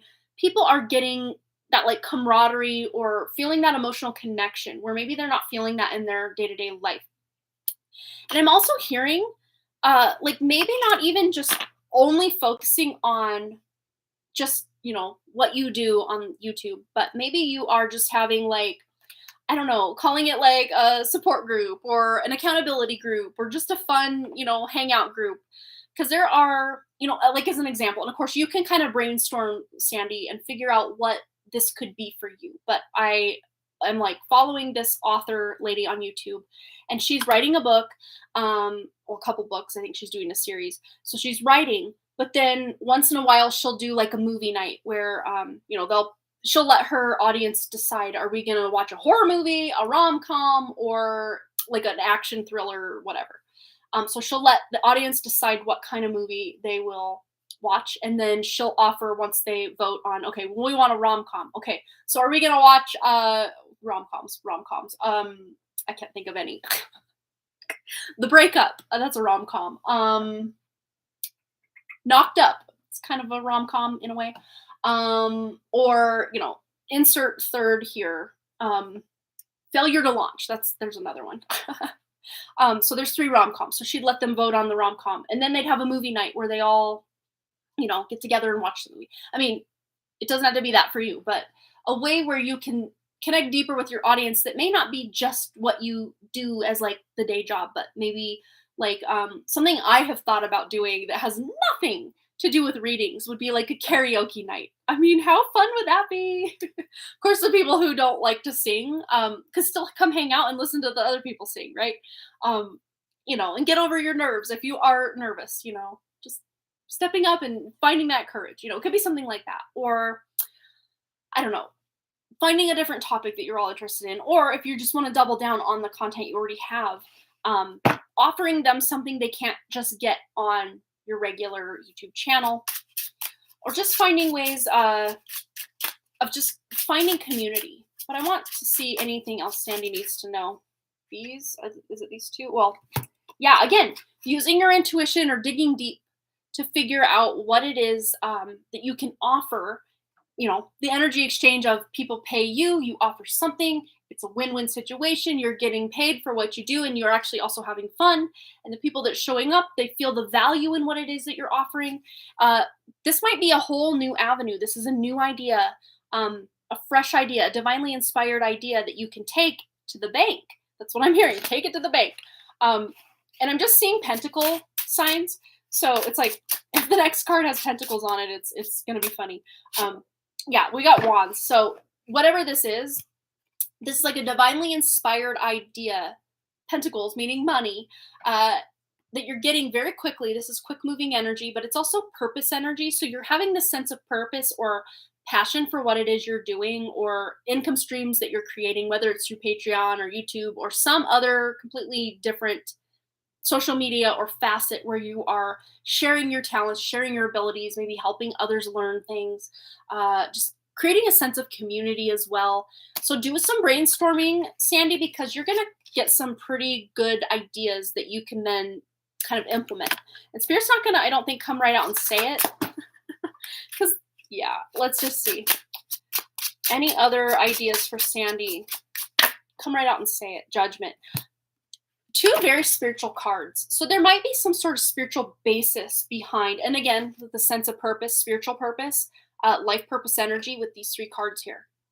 And your own true spirit coming through to help you in the more human form So there's a lot of spiritual support for bringing in more money. Or the way you're going to bring more money is to focus more on the spiritual side or elements of what it is you already offer. I guess an example wise would be, when you're creating, say a turquoise ring or amethyst pendant, I don't know, whatever it is you're creating. If you did a bit, or if you already know like spiritual or metaphysical or even like physical healing properties of the stone you're working with, you could talk about or teach your audience, about the stone you're working with, or if it's a certain part of the world the stone comes from, telling them like the fun history of that place. So they feel it's almost like creating a story around what you're creating, not just we're creating, I've watched your live streams at times. You are very fun and you guys talk and you have other people on and it's like a whole vibe. It's a whole community and I love that. It's so cool. But sometimes maybe just offering some information about the stone, maybe even a funny, and I think you've done this before, like a funny story about maybe how you got the stone or where it came from, something like that, that can really like, it's like about the story, about creating an atmosphere, not just about the actual product you're making, but making it a whole experience. So there's some ideas for you, Sandy. Let's just see anything else Sandy needs to know about bringing in more money. All right. Inner integration. So this says there is peace, equilibrium, and fulfillment in integrating the inner wild with the taming and tempering effect life has on us. So again, it's about tuning into that wild fire of your true spirit and bringing that to the physical realm. We also have key to intimacy. Intimate love is a core need to be met in relation to ourselves and those closest to us. The journey to intimacy often includes learning what love is not. But again, this could be looking like you doing some healing surrounding wounds or traumas or just beliefs, lack mentalities surrounding income, abundance, being able to support yourself or bring money in for yourself. There might be some limiting beliefs or lack mentalities or even past life connections to living a life of poverty or, living a very, spiritual life, like as a monk or a nun or something where you really didn't have to take care of yourself and you maybe renounced the more desirable things of life, the sex, drugs, and rock and roll and money and power and all that. And you gave that up in past lives to just be very committed to one person or one, religion or something. And in this life, you still may struggle with that like vow of poverty you may have taken. And I'm really getting a strong vibe, not necessarily like nun energy, but there could have been like a tribal living situation where you had to give a lot of your energy, but you didn't give a lot or get a lot in return. And you were happy to do it in that life a lot of the time. But in this life, you still try to overgive to people and, really give them the world and you may get pennies in return. And you deserve so much more than that. So there might be just some healing you're doing to that like root energy of being able to bring in abundance. And it can look like a lot of different ways. You can even Google ways to heal root chakra energy, ways to, on a like more spiritual level, increase abundance. There's a lot of research you can do. And also I dropped a card. That's why I'm bending down looking around. And of course, just tuning into your own intuition about it. Oh, you mean like 22 years ago? I spent what's told. Oh, wow. There you go. So literally past in this life, you took that like vow of poverty or, celibacy, because the root chakra really does revolve a lot. Also sacral, with our being able to bring in that abundance or create abundance and that also sexual or lack thereof energy. So those two like energy points are very tied. Yeah, I was really feeling that for you, but I was picking it up more as past life. But again, it could be just a thing you're carrying over into this life, and then you decided to kind of leave that in the past, 22 years ago, as you say. Wow. I think there's still this element of, a lot of the church, these different vows we take in the church, really do keep us in this poverty mindset. Yeah, told me I couldn't be a lesbian and a Christian. Yeah. Yeah, see, and it's like you almost felt at that time and maybe even still that you had to pick one or the other or choose or, and you, I think that was a big lesson for you, even if you don't know like the whole thing of the lesson. of course, you can do and be and love and create and manifest who and whatever you want. As long as you're not hurting anybody, you do you, boo, you know? And the church has to get so involved with everybody's everything.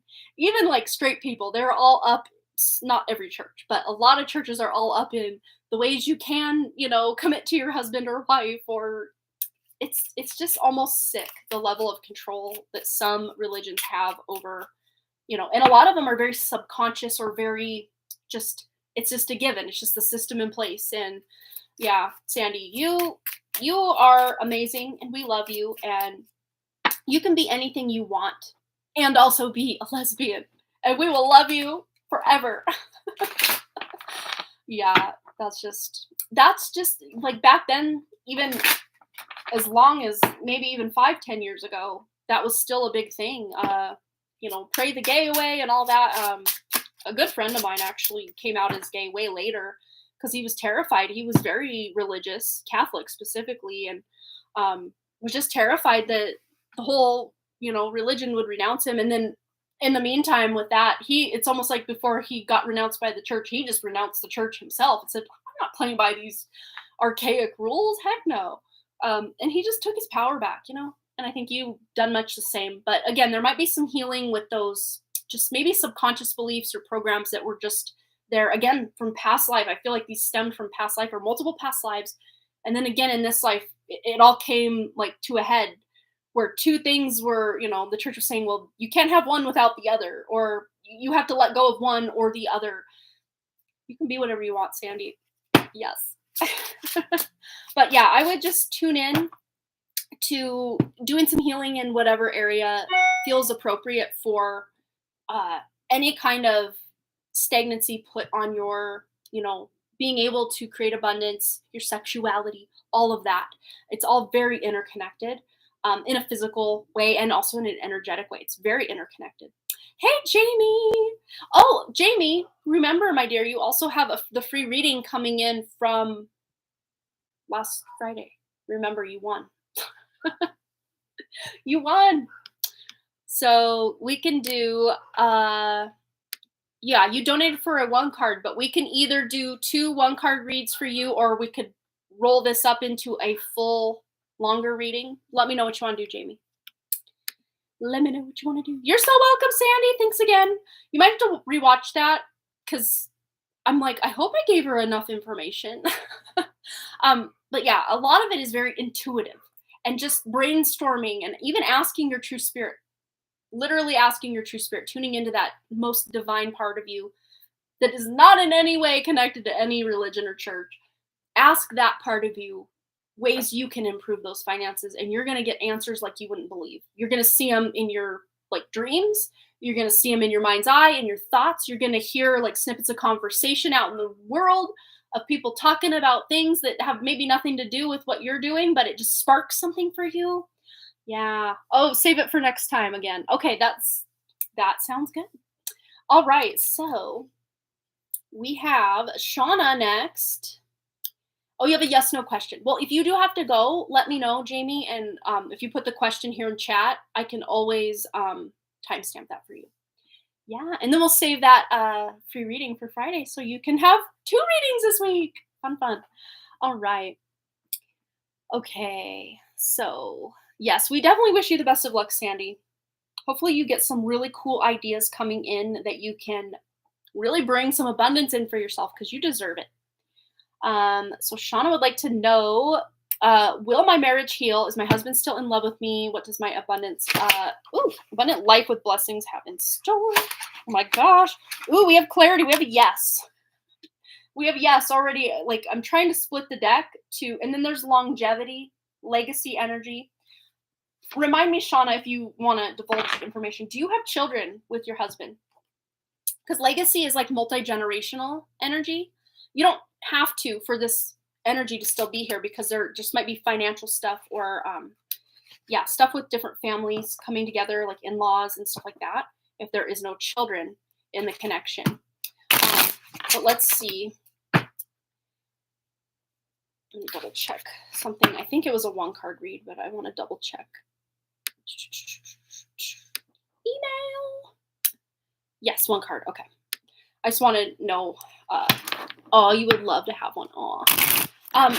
Well, it's very interesting because we had a yes to kind of confirm that he's still in love with you. Your marriage will heal, but of course, it's going to heal to the level and amount that you're willing to put in, and also he's willing to put in.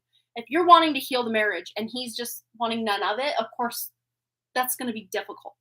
But I do see that there's still some part of him, if not a major part of him, that still loves you and still wants to make this work. But again, that interference energy with the mother-in-law, again, there's maybe the message of the intergenerational or multi-generational, is that mother interference in the child's life. Again, with your husband being the child rather than you having the child. But the fact that you want a child with loved one, with the Ace of Pentacles, this is like literal seeds being planted or like embryo energy. So I wouldn't consider it out of the realm of possibility, whether it's biological or, adoption or whatever route you take to become a mother. If that's something that's on your heart, that's still available to you, whether it's through this connection or a future connection that has yet to take place. If that's something that's on your heart, that's still a potential for you in this life. So just know that. If he's someone who's like set against having children and you want children, that already forms a pretty big incompatibility with like long-term goals, right? But if he would like a child and you would like a child and whatever circumstances have taken place to maybe make it so you don't have the child, there could just be some healing or some examination that needs to go into that. But as far as he does want children. Yeah, I was feeling like there's really no, as far as his intention and energy, your intention and energy, there was like no roadblock. So whether it was just timing wasn't right, or if has been infertility issues or something, they're not like set in stone. Or if you were ever told, or he was ever told that you can't have children, I don't see that that's the truth, because we still have the potential here, seed of potential. Yeah. Oh, he's Capricorn and you're Cancer. Very interesting. Yeah, you guys are like opposites tracked. Aw. Oh, you're both born on the 27th. So literal, like exact opposites. That is, wow. You were pregnant and your mom forced you otherwise 26 years ago. When I was a teen and we met, I was pregnant and my mom forced you otherwise 26 years ago. And, if like having actual children is off the table, I mean, there's still being able to foster a child or adopt a child or have a child in your life that's maybe a friend or a family member's child that feels very much like your own child, like a godchild. Fur babies that could be children. There's this motherly energy or paternal energy that, definitely still, it's like it needs an outlet. There's love that can still come in. But let's just see. As far as the healing in the relationship, yeah, new beginnings. So there's potential and possibility, Shauna, for a new beginning in your relationship. Again, getting those outside interferences of mother energy, mother-in-law. Again, a major life-changing decision that needs to be taken, or a decision or choice that needs to be made, specifically with the lover's energy here in the commitment.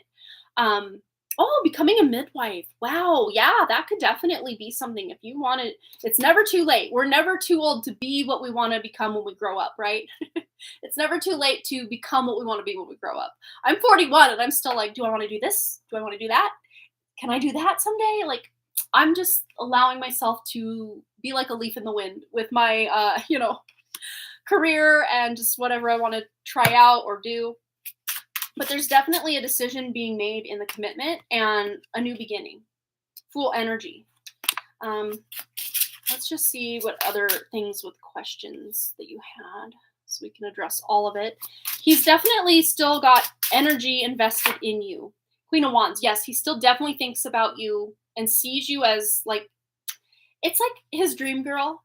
But like, of course, life gets in the way and we start to build resentments. So there just might be some healing involved in the connection before there will be like that reunion. But I definitely do see that he still has those deeper feelings for you, even if the more resentment feelings or whatever caused the split in the first place, feelings are maybe more toward the surface, but those deep love feelings are just maybe buried a little deeper down.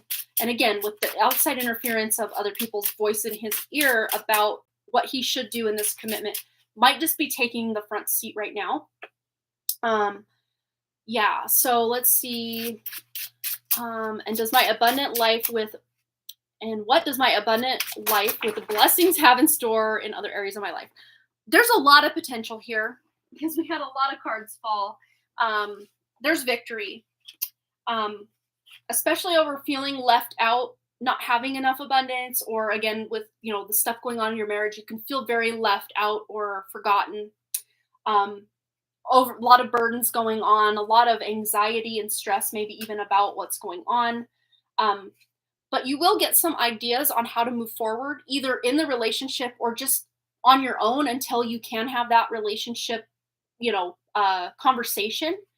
And also maybe saving money. Maybe you're saving money, or, just trying to be more frugal with your money so that it stretches farther. And there's plans you're making very soon that you will then be able to take action on. Or, very least, you might even be taking action on some plans you've already made. Could even be a trip or thought of a vacation. If you can't go on the vacation now, it might be something coming up. But again, you had that victory card, the Six of Wands, that's victory. So wherever you put all your time, effort, love, attention, affection, action, that's where you're having the victory. Abundance is coming in, but you might have to plan for that abundance and kind of make some sacrifices financially to be able to really bring that abundance in. So kind of like we were saying earlier with someone's reading, you might go through and just find the things that, sorry, I got a hair like touching my eyeball. Don't like that. Kind of just cutting back on the things that you're spending money on, but you're not really getting a lot out of. If you have like forgotten subscriptions, like maybe you have like a subscription to Hulu or Netflix, and maybe you don't watch it as much as you used to, and you think, well, I could save X amount per month by cutting that for a while. And then you could reclaim that money back into your, spendable fund or your savings. Just being able to find the energy leaks in your finances. Maybe you're, again, I don't see this as your current energy, but, somebody who goes and buys a coffee through like the coffee shop every morning, spending, 6, 7, 8, 10 or more dollars on a coffee every day, that really starts to add up. So just finding those ways that you could probably still have what you're looking for or what you're buying or what you're wanting, but just maybe doing it from home, or eating less out at different places and just cooking more at home. That's another way to save money. Just finding ways to save money or cut unneeded subscriptions, or just frivolous spending. That could really help increase abundance as well. Let's see. So let's see. I've been struggling in finances. Yeah. And that could just be a way to, at the very least, let your financial, bank account or just energy going into your finances know that, okay, I'm ready to get serious about bringing more money in. So I'm not going to allow so much to go out. If you're already someone who's very frugal, this just could also look like you finding new income streams. Because if you were asking about a career, this is actually a really great card to get in career. But if you're asking more about finances in general, or like, if this comes out in like a relationship, it could look like maybe a disagreement, or one of you wants to spend money, the other wants to save money. It can be kind of a wishy-washy energy, but in a career reading, this is great. So this could look like finding that second part-time job or another income stream, a side hustle, something you can do from home in, hours when you're not working. Spending your time kind of researching and finding new ways to make more money, or if you're not really happy in your career, searching for a career that maybe is more fulfilling, does pay more money, does appreciate you more, could be a thing as well. And then on back of the deck energy, there's wedding, there's commitment, there's moving in together. And again, going full circle back to the beginning of your reading, this is about your marriage and, success, victory, or, taking stock, getting clarity, learning the truth, and moving forward. Again, there's the longevity of the multi-generational, being together long-term and remaining together and having a new beginning in the relationship. times two. I mean, there's two swords cards and then the Fool. So a new beginning, a new way forward in the relationship. Yeah. So there's hope here, Shauna. For everything you've asked, there's still hope. And it's just a matter of being very clear with what you expect, what you want, setting very clear intentions with your time, your effort, your love, your money, where that money's going, where that love, attention, effort's going. Being able to clearly communicate. So, burping is like a sign of clearing or purging of energy that's not serving you to allow new to come in. And again, with that Fool energy, Ace of Pentacles, Ace of Swords, new communication might be coming in from your husband that he wants to make this work, that he's ready to, get back and start something new with you and just move forward. That's the vibe coming through. And that abundance coming in as a result of maybe cutting back here and there, but ultimately you're finding your way forward. All right, Shauna, I hope that resonated. Thanks again for your donation. So Jamie says, okay, here's my question when you're ready. I'm cleaning up the living room before Mickey gets home. Okay. Let me know you're here, but I'll still timestamp this just in case for Jamie. So we're at 1:50:33. Jamie's question. That way, if you're here and you're kind of half listening and half, working on the living room, you can still know where to go when we're done. To go listen to your reading. Aw, you're so welcome, Shauna. Thanks again. Oh, you're finished. All right. So let's see. Question. Should I kick Mickey's dad out? Oh, cutting right to the chase. Let's find out. Tuning into Jamie's energy, her true spirit. Woo, this one flipped and flopped. Yeah, there's a lot of chaos. Or at the very least, just resentment, just buildup of energy that just needs to be released. Cutting losses, just wanting to be free. I can totally see how maybe even conflicted you are about saying, I just want this to end, or just allowing it to continue. Like you're just at a breaking point. Energetically speaking, you're just ready to be done with this. And I can totally empathize with you. That's difficult. My heart really does go out to you. But as far as your question goes, we have Judgment. So this is a time will tell energy. I would say maybe the timing isn't right either. Okay, so the scenario I'm seeing is most likely, because I just saw like the 7 of Cups. So this might not be the only option, but the most likely scenario is you would probably, of course, run it by Mickey first rather than just tell his dad, hey, you're out of here, without having that conversation. And I'm sure you've had that conversation at least 2, 3, 4, 10, 12 times, 100 times with Mickey already, and he agrees with you, but he's still like, well, where's he going to go? What's he going to do? We get it, right? Same argument, different day kind of thing. So you could, have that conversation again and then bring it about and say, I really need this to change. I really need this to shift. It's just, it's too much. Yeah. Yeah, I cut to the chase, right? This is about maybe just waiting out. Of course, I don't want you to have to wait any longer, because you're waiting and you're waiting and you're waiting. But it's going to come down to the fact that Mickey's dad's like, I don't have anywhere to go.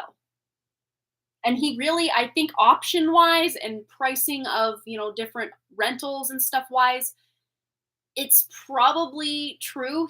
It's true that he probably could find somewhere to go, but it's going to cost more than he's wanting. Yeah, it's been almost a year of freaking out. I can totally feel that. Yeah. You're ready for the rude awakening to come in and just clean energy. I can see that. But on the back of the deck, we have the Star. So you're going to get what you want eventually. His daughter has a mansion. Let her have him for a while, right? Okay. So here's the words of advice really coming in quick and hot for you first. Because I'm also seeing a timeline where you're bringing the same argument forward to Mickey, but he's just in a better place to receive it, and he's seeing it in a different way, and maybe even saying, can we talk to, whatever her name is, so-and-so, Sarah, I don't know her name. Can we talk to her about, even if for a month, 2 months, he goes there so we can just kind of reclaim our space and have a breath. We have not had just the 4 of us for, a year plus. This is not, I didn't sign up for this. And I'm sure, Mickey, you didn't sign up for this, but we have to be the ones to say, hey, wrote an entire message to her today in my notes. Yeah, right. Um, and I don't know like what your relationship is with her, or how close you are to her, or how close Mickey is to her, and what their relationship is. But I'm sure because he's Mickey's dad, it would probably come off better coming from Mickey rather than you. But if you're the one that's closer to her, then of course you'd probably have to be the liaison here with that. So do what feels best intuitively for you. Oh, they aren't close. The daughter and the Mickey's dad, or Mickey and the sister? Let me know. Let me know to clarify. But there's a quick resolution here.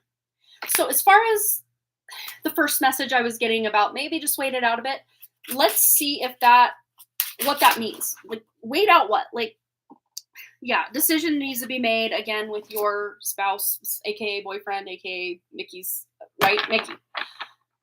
You're going to have to make a decision together. It's something you're going to make quick. We also have this card coming out. Yeah, showing strength and speaking your truth and having that wish fulfillment outcome. Yeah, I heard that earlier. It wasn't the right time. So there is this element of patience, but I don't think it's going to be that much longer. So if you decide to kind of hold your tongue just for a bit and allow whatever this, it might have to do with Venus retrograde, which off the top, I can't remember. I think it's September 4th. So that's not that far away. That's what, 2 weeks-ish? Ish. I would wait about 2 to 3 weeks. That's the time frame that feels most appropriate as far as finally dropping that bomb and saying, yeah, let's get out of this. If Mickey's in complete agreement with you right now, though, and you're both in agreement, like, yeah, I want him out of here yesterday, then I think it would be okay and appropriate to tell Mickey's dad, hey, you need to figure something out by X date.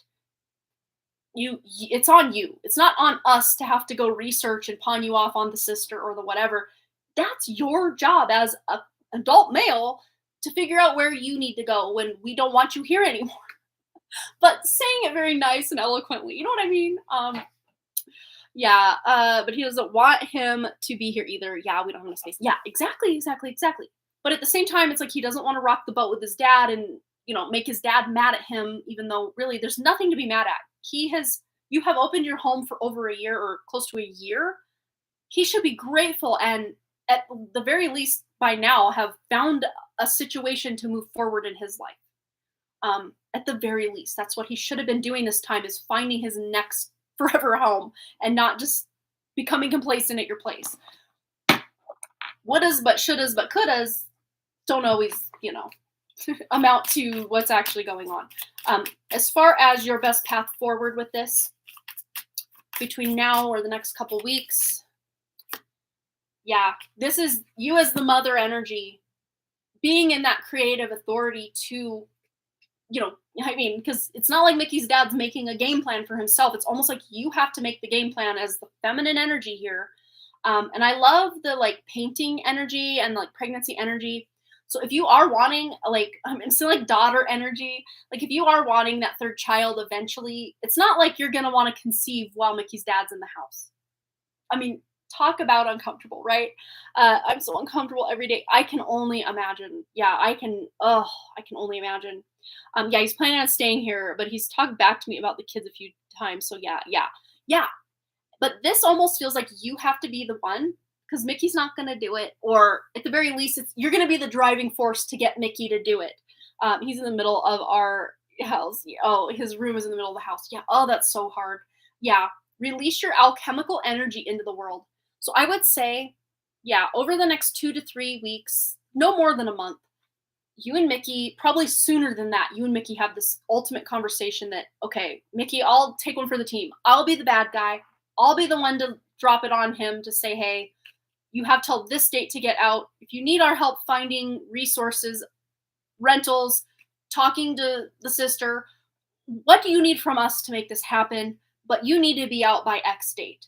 And I would give it an expiration. I wouldn't just say, hey, you need to figure it out and get out of here soon. Because soon could be 14 years from now for his interpretation of soon.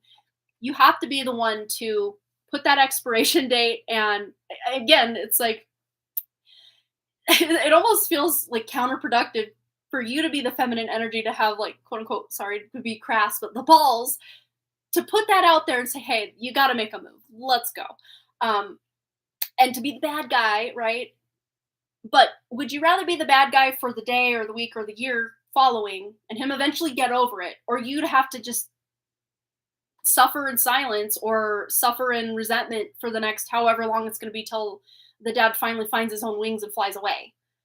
I would think the lesser of those evils would be for you to speak your truth, get that expiration date, and get him moved on, and you reclaim your space.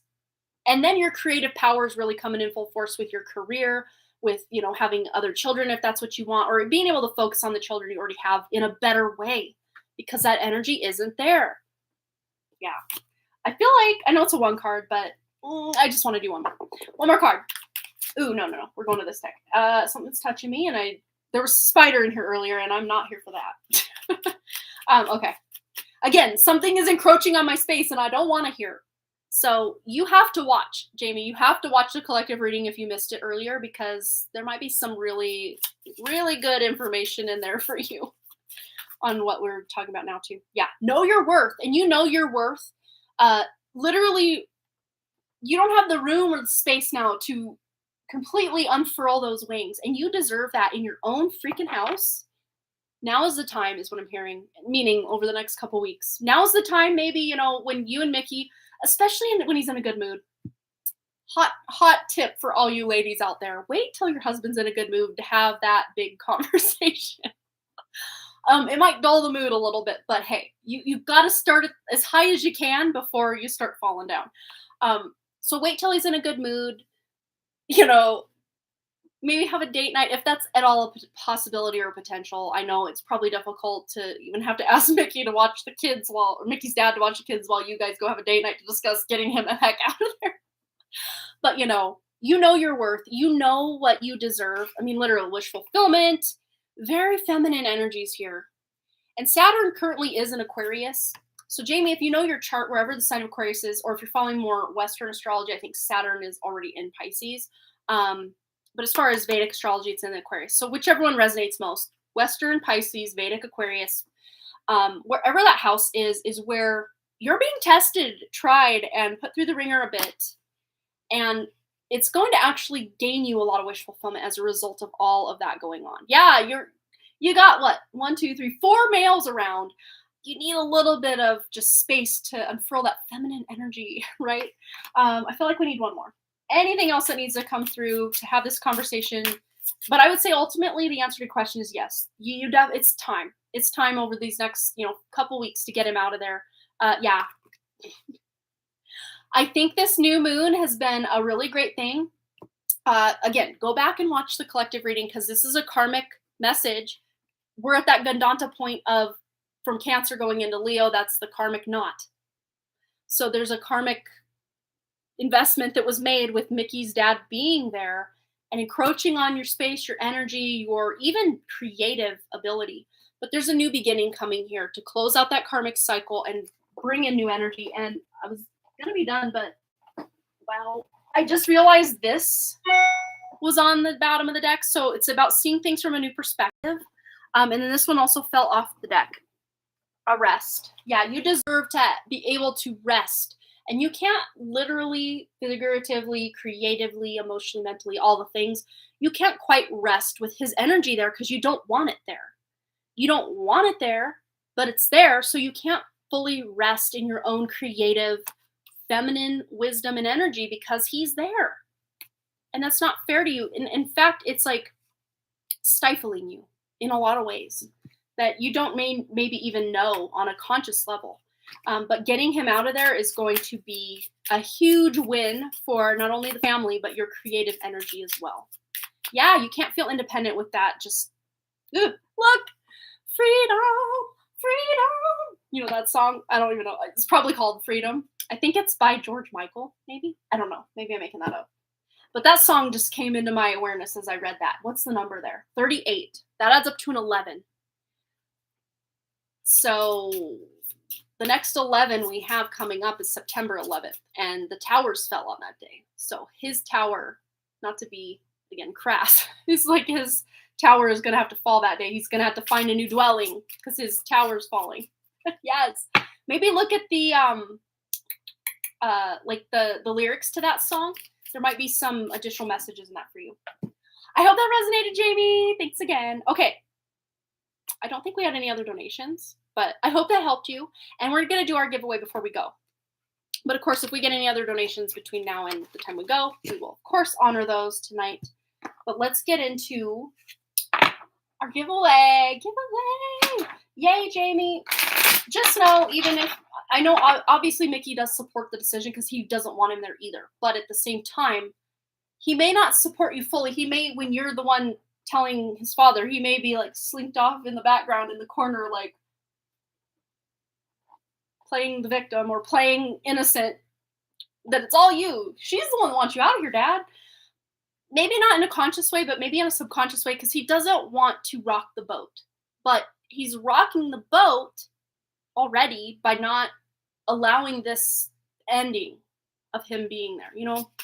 Yeah, we are rooting for you. We are here. Come hang out. We'll be the support you need to get this going over these next few weeks. But I would say have that conversation with Mickey as soon as you can. But again, good mood, good vibes before you go into that conversation. And even if you want to like write out some talking points, not that you need to convince him, that's not what you're doing, but just having the talking points and so you don't forget everything you want to say, both to Mickey and, of course, also when you have that big conversation with his father that he needs to go. Sometimes writing those things down can just give you the peace of mind that you're not mixing up your words or forgetting something or, you know, allowing him to take control of the conversation. If Mickey's dad's like, well, you know, I don't have anywhere to go, or you know how much this is, or that's not your problem. Sorry, but not sorry. Not your problem. Yeah, definitely happened. Thank you. Yes, talking points are smart to help me remember. Yeah. Yeah, just don't leave them like out on the kitchen table where Mickey's dad can see it, because that might create some issues. I don't see you being able to do that though. You won't do that. Yes, let's do our giveaway. So anyone who's here for the giveaway, here's how it works. If you already know the drill, you know the drill. But if you're just joining us for the first time for this giveaway, I'm putting these cards away and then we're going to get into it. So for some reason, I'm feeling drawn now to the after tarot. So we're going to kind of switch up the tarot deck. So there's really no rules, but there's, I guess, guidelines as far as winning.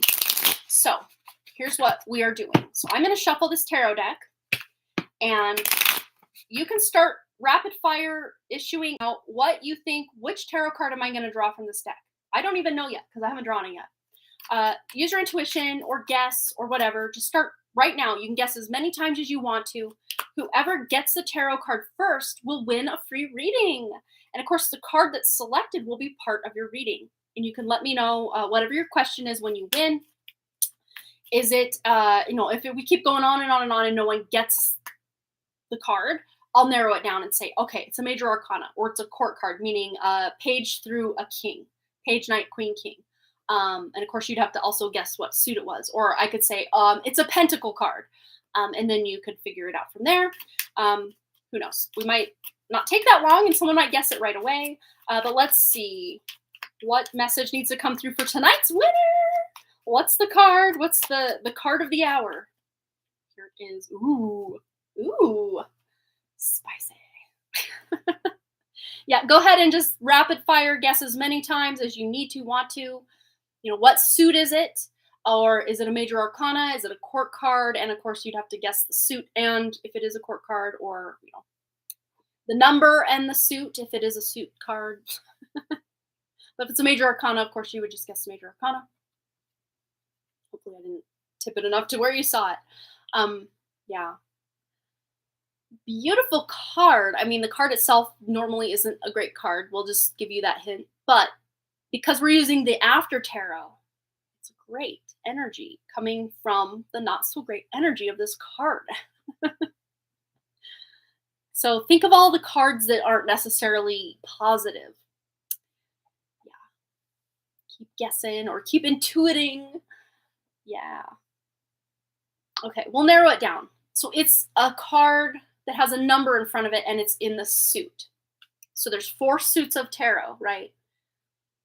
It's not a court card. It's not a major arcana. It's a number and a suit. So yes. All right. Oh, Jessica, you have won. That was quick. You went right to it. Look at that. Jessica, you are the winner. And it's so funny. I almost wanted to tell you earlier, Jessica, don't leave because I think you're going to win tonight. So that's so funny.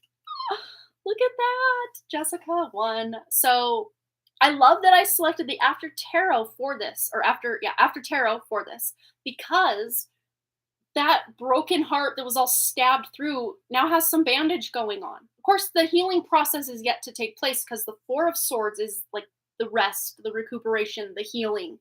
And of course, whatever question you want to ask, it doesn't have to do with healing on any capacity, but there is this element of healing, even if it's on a more subconscious level, in regards to whatever you're going to ask. Because of course, Spirit knows before we even know what's going on. But go ahead and post your question. We're going to get right into it for you. All right. Congratulations, Jessica. That's so exciting. So exciting. Shauna, it almost is like a 4 of Swords because it's like in transition to that 4 of Swords. So you were very close too. Very close. All right. So Jessica's brainstorming her question. I'm going to take a quick water break. I don't think that's something I've done a lot tonight. Just sipping on my water. Okay. So let's see what Jessica's question is. And we'll get right into it for her.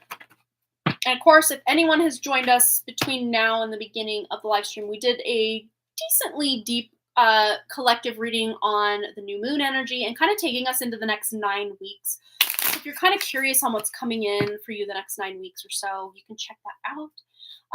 What good is coming your way? Well, there's definitely some healing from some past grief.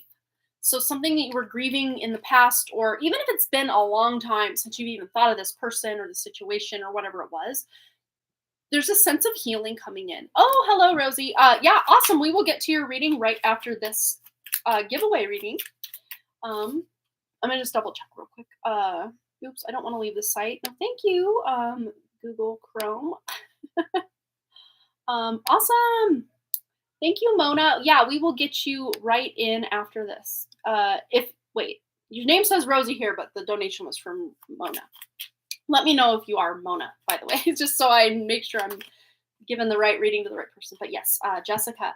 Okay, so definite healing and something, again, to me feels like from the past or something that someone else walked away from. Now you're coming into, this to me feels like someone or something abandoned this situation, this energy, this person, and then you're coming in to claim something from it or to see what's still usable or salvageable from maybe a heartbreaking situation that either involved you or someone else. But I definitely almost see this as both of your energies. Like you walked away from something and thought, yeah, I'm just done with this. But then there's a part of you coming back to kind of just pick through the ashes or the rubble of something from the past to reclaim. And again, that could just be the healing in and of itself. Let's see what area of life this is referring to. Ooh, the star and the page. So this is like your own dreams, your own wishes, and just getting like clarity on something from the past. This is very in alignment with our like collective reading as well. So something you once dreamed about or wished or hoped, but just didn't quite come to fruition, or it didn't happen the way you had hoped. Or quite possibly there's communication coming in as a result of this past wish. Communication coming in to rejuvenate it or to renew it in some way. Yeah, and there's definite cleansing, healing, cleansing, clearing of the past, purging of the past energy to make it renewed or to make it new again. Wow. Anything else? This might even have to do with you being able to communicate clearly to your own like friend circle, people at work, your own self about what your dreams are. Going back to school. It very well could be. I mean, pages are students of life. So This either involves someone younger than you, communication coming in from someone younger than you, or something that you are wanting to learn or create or manifest. Yeah, let's see specifically if this is about going back to school. I'd say that's a pretty big yes. We got the feminine and the masculine energies, like a bull charging in. Like, bulls are like notoriously stubborn and slow moving about their energy. This could even have been something to do with Taurus season, or if you have Taurus placements in your chart. But again, taking that Page of Swords up 2 notches to the Queen. This is going from wanting to learn something to now knowing it and being able to communicate it and maybe even teach someone else. So if you're a Taurus sun, this is your energy. You're taking the bull by the horns. I love it. You're taking the bull by the horns and making this decision, this choice to revisit something that you once thought was dead and gone or finished or, in the past. But the renewal of that energy, you're like, wait a minute. Even if you're not going back to school for the same exact thing, or even if you are, it doesn't matter. Either way, there's this renewed energy about you being able to educate either yourself or get educated through, some sort of university system or whatever it is. That's going to be very fulfilling for you long term. Yeah, there's a longevity here and being able to make money from whatever it is you're learning. So, you get a degree, then you can get a job, and then you can make money, right? Yeah. Anything else that needs to come through about this message for Jessica? I mean, this is being able, literally to buy a home. If that's something that you've dreamed about, even if you already own a home or whatever, something that feels like fulfillment, like wish fulfillment in the home front, whether this is you buying a home or just feeling very good and cozy in at home where you're at, marriage vibes or honeymoon vibes, being able to travel vibes, party, hang out, not party in the like, let's get trashed, but like make your life a party. That's like the vibe I'm getting with that is, making life a party or just feeling very thrived and fulfilled in what it is you're doing or learning or creating or building in your life. Let's see anything else that needs to come through. Jessica. Yeah, and getting in touch with your body. I'm also getting a very like intuitive message from this. But of course, when you take care of your home, ooh, double message because this energy of, the home that we're in everywhere we go when we're in this incarnation is our physical body.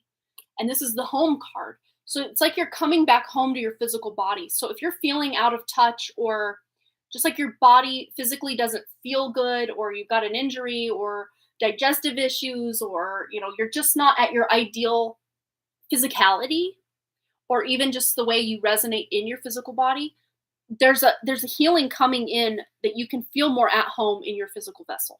Whether it looks like gaining weight, losing weight, toning up, just eating better, even just like your like negative thought patterns can have an effect on our body as well.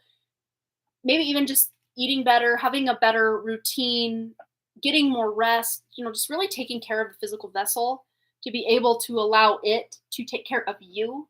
Talk about going to the doctor. Wow. Yeah. I mean, maybe intuitively, if that's something you feel you want to do, it would probably benefit you. Even just to know if you have any kind of concerns or issues, getting those addressed at the doctor could really bring peace of mind for you as well. And then I feel like I need to look at the back of the deck. Yeah. Updates to your system, literal body, mind, spirit, upgrades, updates. Yeah. And we have the number 17. These numbers are really hard to read on here. 17, which is the star card, the number 17. So come a full circle. So yeah, there's some really good wish fulfillment coming into the way you are treating your body or just feeling leveled up in your physical vessel. Even your home, our body, our home is an extension of our body and, same with our vehicle and just things like that. There's like extensions of us. Yeah, I feel like I need one more. Let's go to this little guy. Little rabbit deck. Anything else Jessica needs to know? And we have another number 17. Look at that. So if you have felt like, because in the after tarot, it's like the wedding is over. Now we're heading off to the honeymoon. And we have 2 bulls kind of driving the force here. So it's like chariot energy. So travel or, you know, yeah, new car, chariot vibes, new car. Yeah. Being able to use that new car to travel to the shore or to go on that vacation or honeymoon. It doesn't have to be a technical, literal honeymoon, but any place you go that rejuvenates your energy can feel like that honeymoon vibe or honeymoon energy. Am I putting these in? Oh wow! I just saw the chariot as I'm trying to put things away, but I'm like trying to put them away in backwards order, upside down. That's what I meant to say. But I hope that resonated. Have fun. Lots of little messages come through for you. Yeah. There's definitely some new communication from your spirit coming in to kickstart some new excitement in your life for sure. You're so welcome. Congrats again on winning the free giveaway tonight. So fun. All right. Did I lose one or did it actually go in the deck? I don't know. I don't know. I guess we'll find out later when I leave the chair and look on the floor. All right. So Rosie has donated, and I had that donation from Mona. I'm wondering if you're this one and the same. Hi. All right. So let's see if your question is over in. Okay. So yes, Mona. Go ahead and post your question in the chat. And you donated like above and beyond. Yeah. So we'll give you even more in-depth read. Yeah, that's the same. Awesome. So we'll give you an even more in-depth read than like the 2222 reading. So yeah, unless you kind of wanted to break it down into like a full reading and then maybe like a one card read, we could do that as well. So if you had like 2 questions, we could totally answer both of those. Just let me know what your question or questions are, and we'll get right into it for you, Mona.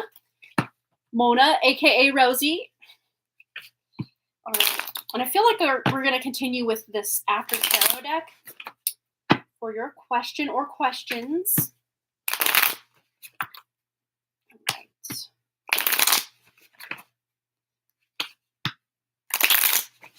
Okay. And while we wait for your question to come in, I'm going to take another little drink of my water. Okay. So Rosie wants to know if WA likes me, then it's really okay if he doesn't. We're older. What do I do? Should I do anything? Okay. So let's tune in already to if WA likes Rosie. So we had a couple of false starts when I tried to like shuffle the deck. And sometimes that means that maybe you both like each other, but like the timing just wasn't right, or just kind of a false start. Like you thought, oh, maybe there's something going on here, but then one or the other of you pulls your energy back. That could have happened 2 times at this point, or it might in the future happen a couple times if that's the case.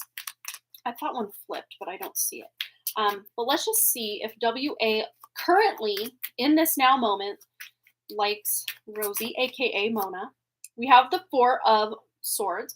And normally, if I were to get the 4 of Swords, it looks like this person would be taking a break in love, but they might be about ready because this woman here is about to offer a rose or some sort of flower. But usually a flower offered to someone is like a,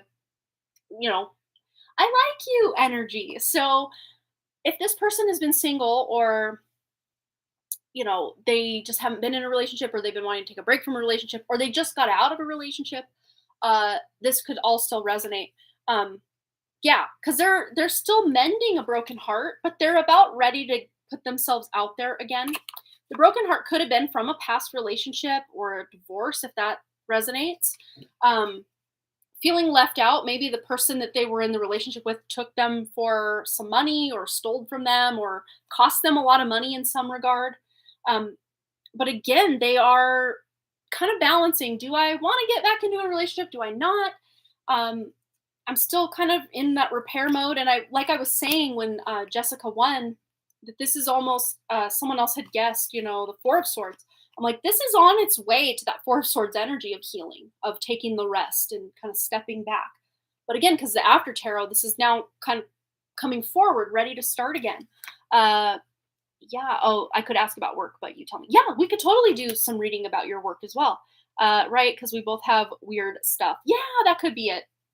But let's just see his intention in this now moment as far as liking you. I really do see that there's a potential possibility, but the timing again just might not be right because work might be going on, or again just dealing with stuff from the past, weird stuff, as you say, have weird stuff.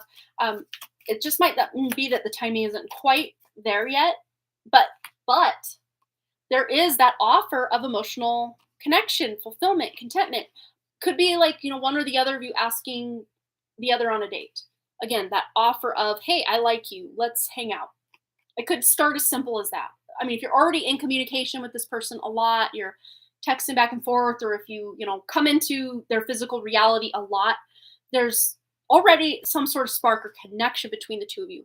And again, intention wise, there is potential for either one or both of you to reach out, and then that would be reciprocated. But we were really tuning more into his energy. So there definitely is, at the very least, he tolerates you, or has a soft spot for you. But let's see if this connection, like, he likes you in a romantic way, regardless of if he's ready to take action on it or not. If he likes you in that romantic way, I would say yes. I mean, Wheel of Fortune's a yes. So again, if the timing isn't right now, eventually that wheel will shift and it will be the right time to reach out, one or the other of you, to ask, hey, you want to hang out, want to get coffee, something, whatever resonates for you as far as just getting together or hanging out. But let's just see what you should do, like right now or in the near future, what Mona should do as far as WA. Yeah, okay. So you might be in your head about it, like, what if I say, hey, I like you, and he's like, no, thank you. Or you might just be in your head about it a little bit. But I love that we have this, again, we're using the after tarot, so that just feeling stuck, or like it'll never work out, or whatever, sometimes negative thought loops we both get going on in our heads.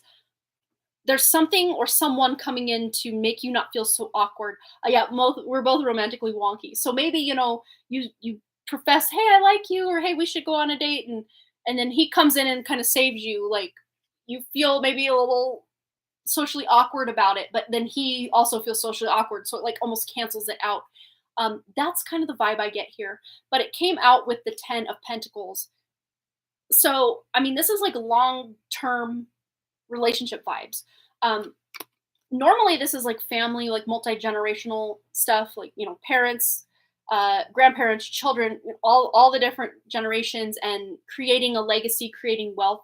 So there would be a potential for a long-term relationship, whether this is a friendship, whether this becomes romantic, I guess would remain to be seen. But as far as what Mona should do about the situation, we have the hard work paying off. So even if you have to kind of wait, not like I want you to put your life on hold for WA, but if you want to give him a bit of time, if he's still kind of working through some things, giving him a bit of time, or just saying, hey, when you ready, we could, get coffee, or whatever resonates. It doesn't have to be coffee, it could be whatever. Or hey, want to get together. The timing will, if you remain persistent, I won't say like every day ask him, or you know what I mean. Like, just when it feels right to make a move or say something, I would definitely make a move or say something, because this is letting you know that eventually the timing will be right, and the alignment will be there, that you guys can, at the very least, create a stronger friendship. If you're already kind of friends, creating a stronger friendship. But this is about hard work and effort paying off. Of course, because this is after tarot, this is leading to that 10 of Pentacles, which you already have.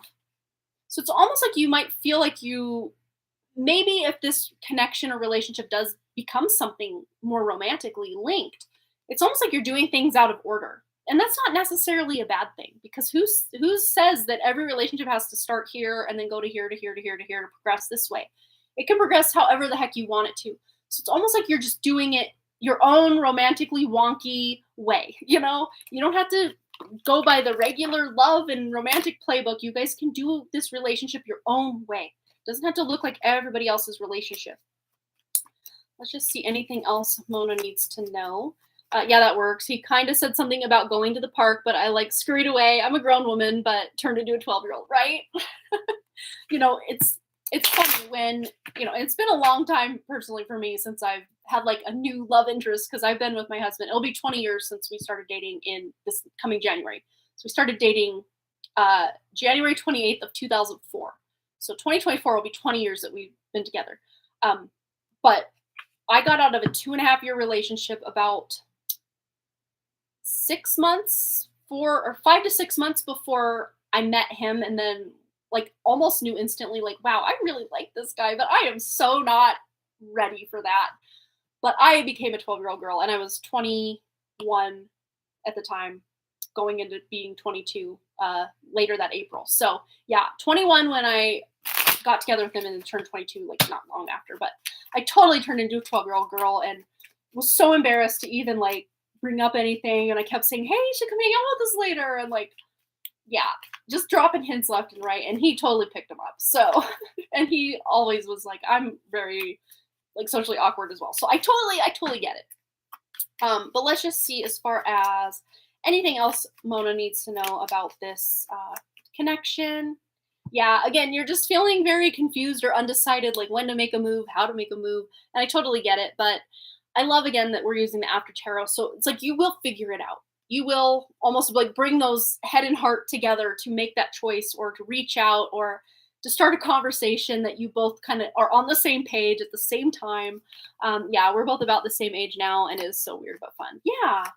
So really what this is saying is just allowing time to pass, but not like feeling like you have to make something happen now, but at the same time, don't put your whole life on hold for him, but just intuitively feel into when you are hanging out or when you are talking, if it feels appropriate or right at the time to ask to go somewhere or to hang out.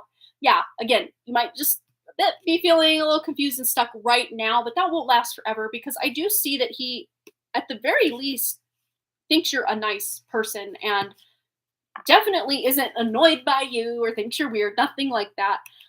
As far as romance go, yeah, like you were saying, he might just have some weird stuff he's kind of healing through or getting over from a past relationship.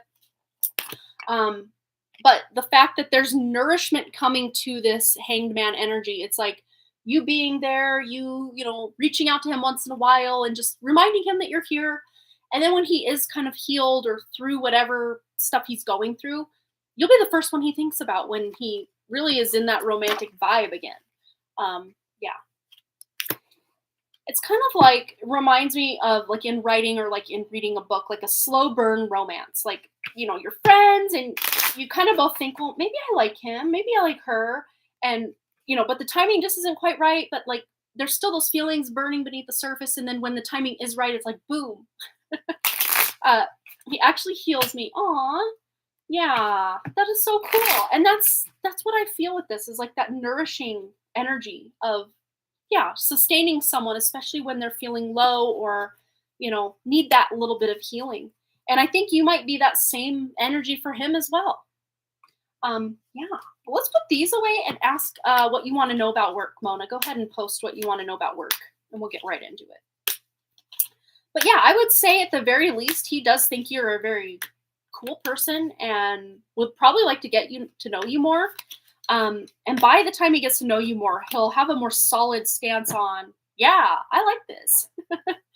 Yeah, like the slow burn, like friends to lovers kind of energy is definitely a potential here.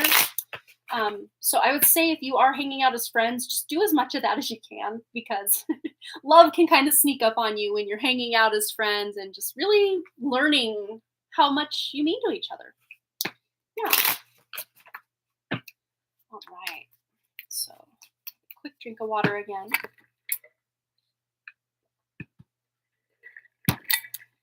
And whatever you want to know about work, go ahead and post a question about that, Mona. We'll get right into that for you.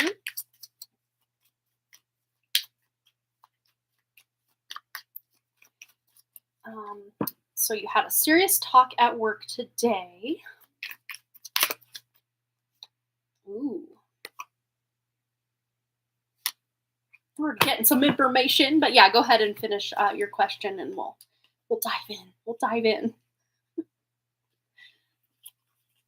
Yeah. I've already got some information for you. Yeah. What will be the result or impact? Okay. So, yeah.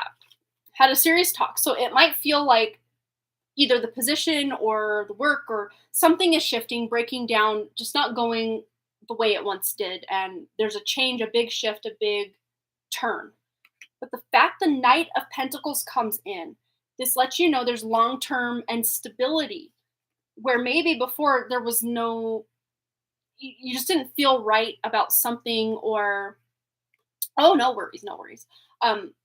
Maybe to me, this almost feels like biting off more than you can chew, or having to pick up the slack for other people, or just having to speak your truth about your worth, because we do have the Queen of Swords here. So if that's what happened at work, where you had to speak up, or serious talk, someone came to you and was speaking to you about your, because we could really interpret this a couple ways. So if you don't mind clarifying exactly, not exactly what happened, you don't have to like go into detail, but like if you were the one that had concerns and went to someone, or if they were the ones that had concerns to come to you, that can help me shape what's actually going on here.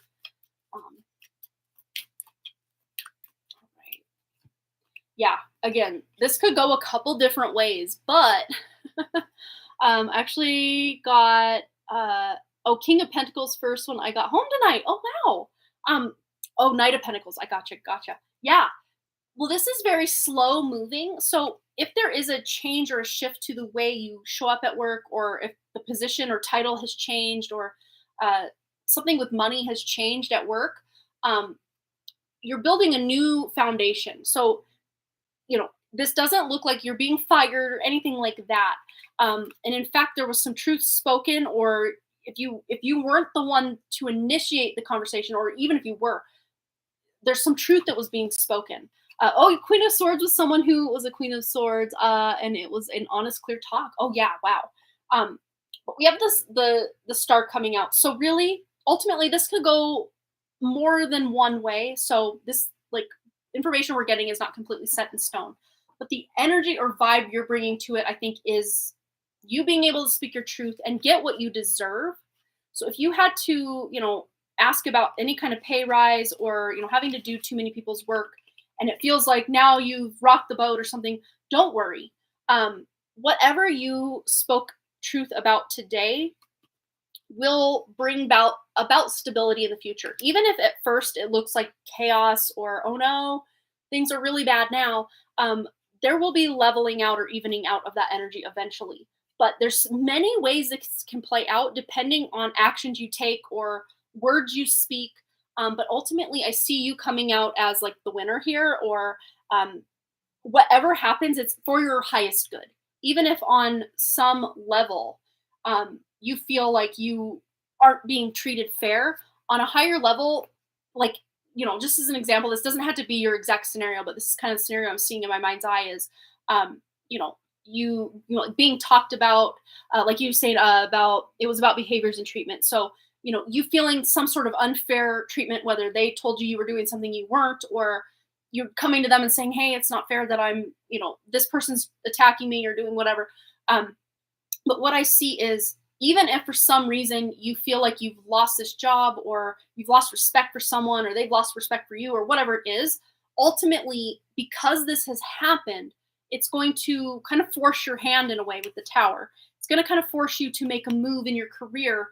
But ultimately, that move you make, and again, it's not set in stone because there's multiple timelines or ways this can play out. But ultimately, whatever happens, whether you leave this job, or you just stay in this job and things get better, whatever it is, you're coming out on top. So even if at first it feels like you're losing out, or this is a big blow to your finances or ego or whatever it is, ultimately you're coming out on top. So this actually was a very needed conversation. And the fact it happened today during the new moon in the Gandanta point, or the karmic point, go, if you missed it, Mona, go to the collective reading we did at the beginning. I talk about this new moon being on that very karmic point of something that was destined to happen was going to be happening during this new moon. And also with Venus being tied up in this new moon energy, Venus retrograde, and being combust the sun a couple days back, but it's still very prevalent energy with what's going on today with the new moon.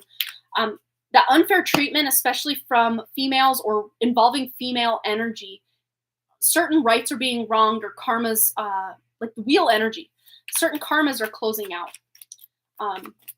Yeah, but let's just see anything else Mona needs to know about this work situation. Moving forward, yeah, you might have felt lied to, cheated on, stolen from. I always call it the lied, cheated, stolen from card. Yeah, Gandanta, a fire emerging from water. Yeah, totally. And that's what's going on, going from that Cancer energy into Leo. And Leo is about empowerment. It's about really shining. Where maybe before with the Cancer energy, you felt like you were having to do things, someone else's way, or having to take care of all these other things before you got to do what you actually wanted to do at work. So it's going from having to take care of others to Leo, you being center stage, getting that recognition or reward that you deserve at work, rather than feel like you're the doormat or getting trampled on or people misunderstanding you. That could be a thing, because we did have that Queen of Swords come out, and misunderstandings in communication, because we had the Tower come out with that, and then the Knight of Pentacles. Yeah, that Gandanta energy.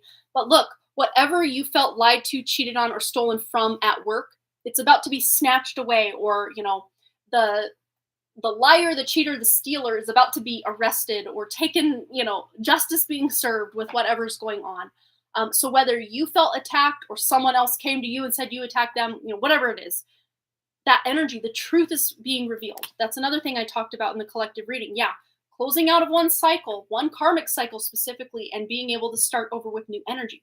Whether this looks like you just deciding this job isn't for you anymore and ultimately, eventually leaving and going to something more supportive, or things finally being more fair at the job you're currently at. Yeah, so this could even be having to do with travel, or travel involving work. If you don't travel for work, this could be like vacation pay or vacation time.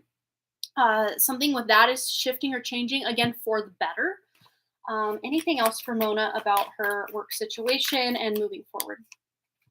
Yeah, again, maybe a rest. And again, with the travel energy, if you can take a vacation day or two to think about things or get your head together, or just get that much needed rest that you deserve, because there is that rest energy coming in as well. And then the King of Wands. This is about, again, feeling your own power, your own authority at work. Even if you're not in charge of a whole lot of people and you're just in charge of your own self at work, this is feeling fulfilled at work, or feeling the sense of motivation and getting excited to go to work, where maybe for a while you felt almost like dragging your feet or just kind of dreading going to work. That's about to change or shift for the better. All right, anything else? Anything else for Mona about work situation and just moving forward with this work situation? Okay, something flipped. The Journey. And again, vacation, travel with the World card, the Journey. Again, some travel, or even if you're just taking time off to just, possibly even setting healthy boundaries at work. So if someone's really putting all their work on you, or they're talking bad about you, or whatever the situation is, this is you supporting yourself first and foremost. And again, prioritizing reflection, giving yourself the time, space, and maybe even vacation days, if that's a thing, to really reflect on, what is your priority, and also prioritize time to really think about where you're at, where you've been, where you want to be, and get a game plan together. Yeah. All right. I feel like I need one more from this deck. Anything else for Mona before we close out? Work. Yeah. Wisdom in play. Our intuition knows more than we do. And a lot of times when this card comes out, yeah, trusting your intuition obviously is the core message here. But there's also wisdom in play, or wisdom in taking the time to tune into what lights us up, what brings us joy, what makes us feel alive. And a lot of times when we're busy grinding and doing and taking action on all these things, we can't actually tune into that energy, because we're not allowing ourselves that rest or that playtime to just be and just grow and do what we want. We're busy, doing the karmic thing and working and doing all the stuff. So taking some time out or time off to refill your cup, because you might even feel depleted at work, or because of work or the situation going on at work. You just might be feeling like, I need a bit of a rest or a recuperation. Yeah, but trust your intuition about, if you do need to take a couple days off, or even just the days that you do have off, just prioritizing, really figuring out where you want to go from here, whether this is having to do with work or your personal life or your love life or whatever it is. There is this, need to just really figure out what you want moving forward in all areas of life. And I think, doing this kind of life review kind of thing once in a while for all of us is really beneficial because, like I was saying in that collective message, it really is about us, like our external and present moment in our reality is very much a manifestation of our past actions, our past thoughts, wishes, desires, actions we took. Our present moment is a manifestation of it. In the past, I bought this ring light, this, laptop, this, shirt. Everything that I'm wearing, doing, creating around here is very past driven. But if I want to change anything, I have to get very present in the moment. And of course, also looking to the future of what I would like to create in the future, but making a game plan and then taking action in those now moments as the future comes. That's where our power lies. And of course, I dive more deep into that in our collective reading at the beginning. But I hope that helped you. Just know that you speaking your truth is going to gain you respect at work. And also, even if it doesn't feel like it, and you felt like, well, now that I've said that, now it's like I got a target on my back. I hope you don't feel that way, because you speaking your truth, it's really setting those sacred boundaries that other people can't continue to do the things they've been doing, or saying the things they've been saying, and there's a change. The lying, cheating, stealing energy is being snatched away to make the wrongs righted, or to bring that sense of justice. And I'm actually shocked that the justice card didn't come out in this reading, because there is this underlying sense of justice that's coming full circle. Yeah. So, yeah, Emperor. This is about feeling empowered in the energy that you bring to work and other areas of life as well. But at the heart of the Emperor, I always talk, is that element of success, being able to succeed. All right, Mona. Yes, Jessica is sending her positive energy when it comes to work. Yes, same here. You'll have to let us know how this plays out. And thanks again for your donation, Mona. Thanks for hanging out with me, you guys. This has been so fun. I always love hanging out with you, and hopefully you get something from this as well. But I know this is like 2 of my favorite days of the week are the days that I'm live with you guys. I just, I love it, and I have so much fun. Thank you very much. Peace, light. Peace and light to you and everyone here. Oh, thank you so much, Mona. I appreciate that. And right back to you, my dear. But thanks again, you guys, so much for all those likes, comments, your subscribes, donations, and all the things. And I will see you right back here on Friday at 11 a.m. Mountain Time. So if you want to come hang out again on Friday, even if you're just here for the atmosphere, that is awesome. And I love to hang out with you guys. So I will hopefully see you then, or next Woo Wednesday, same time, same place. I'll see you then. Love you so much, and I will talk to you later, you guys. Bye.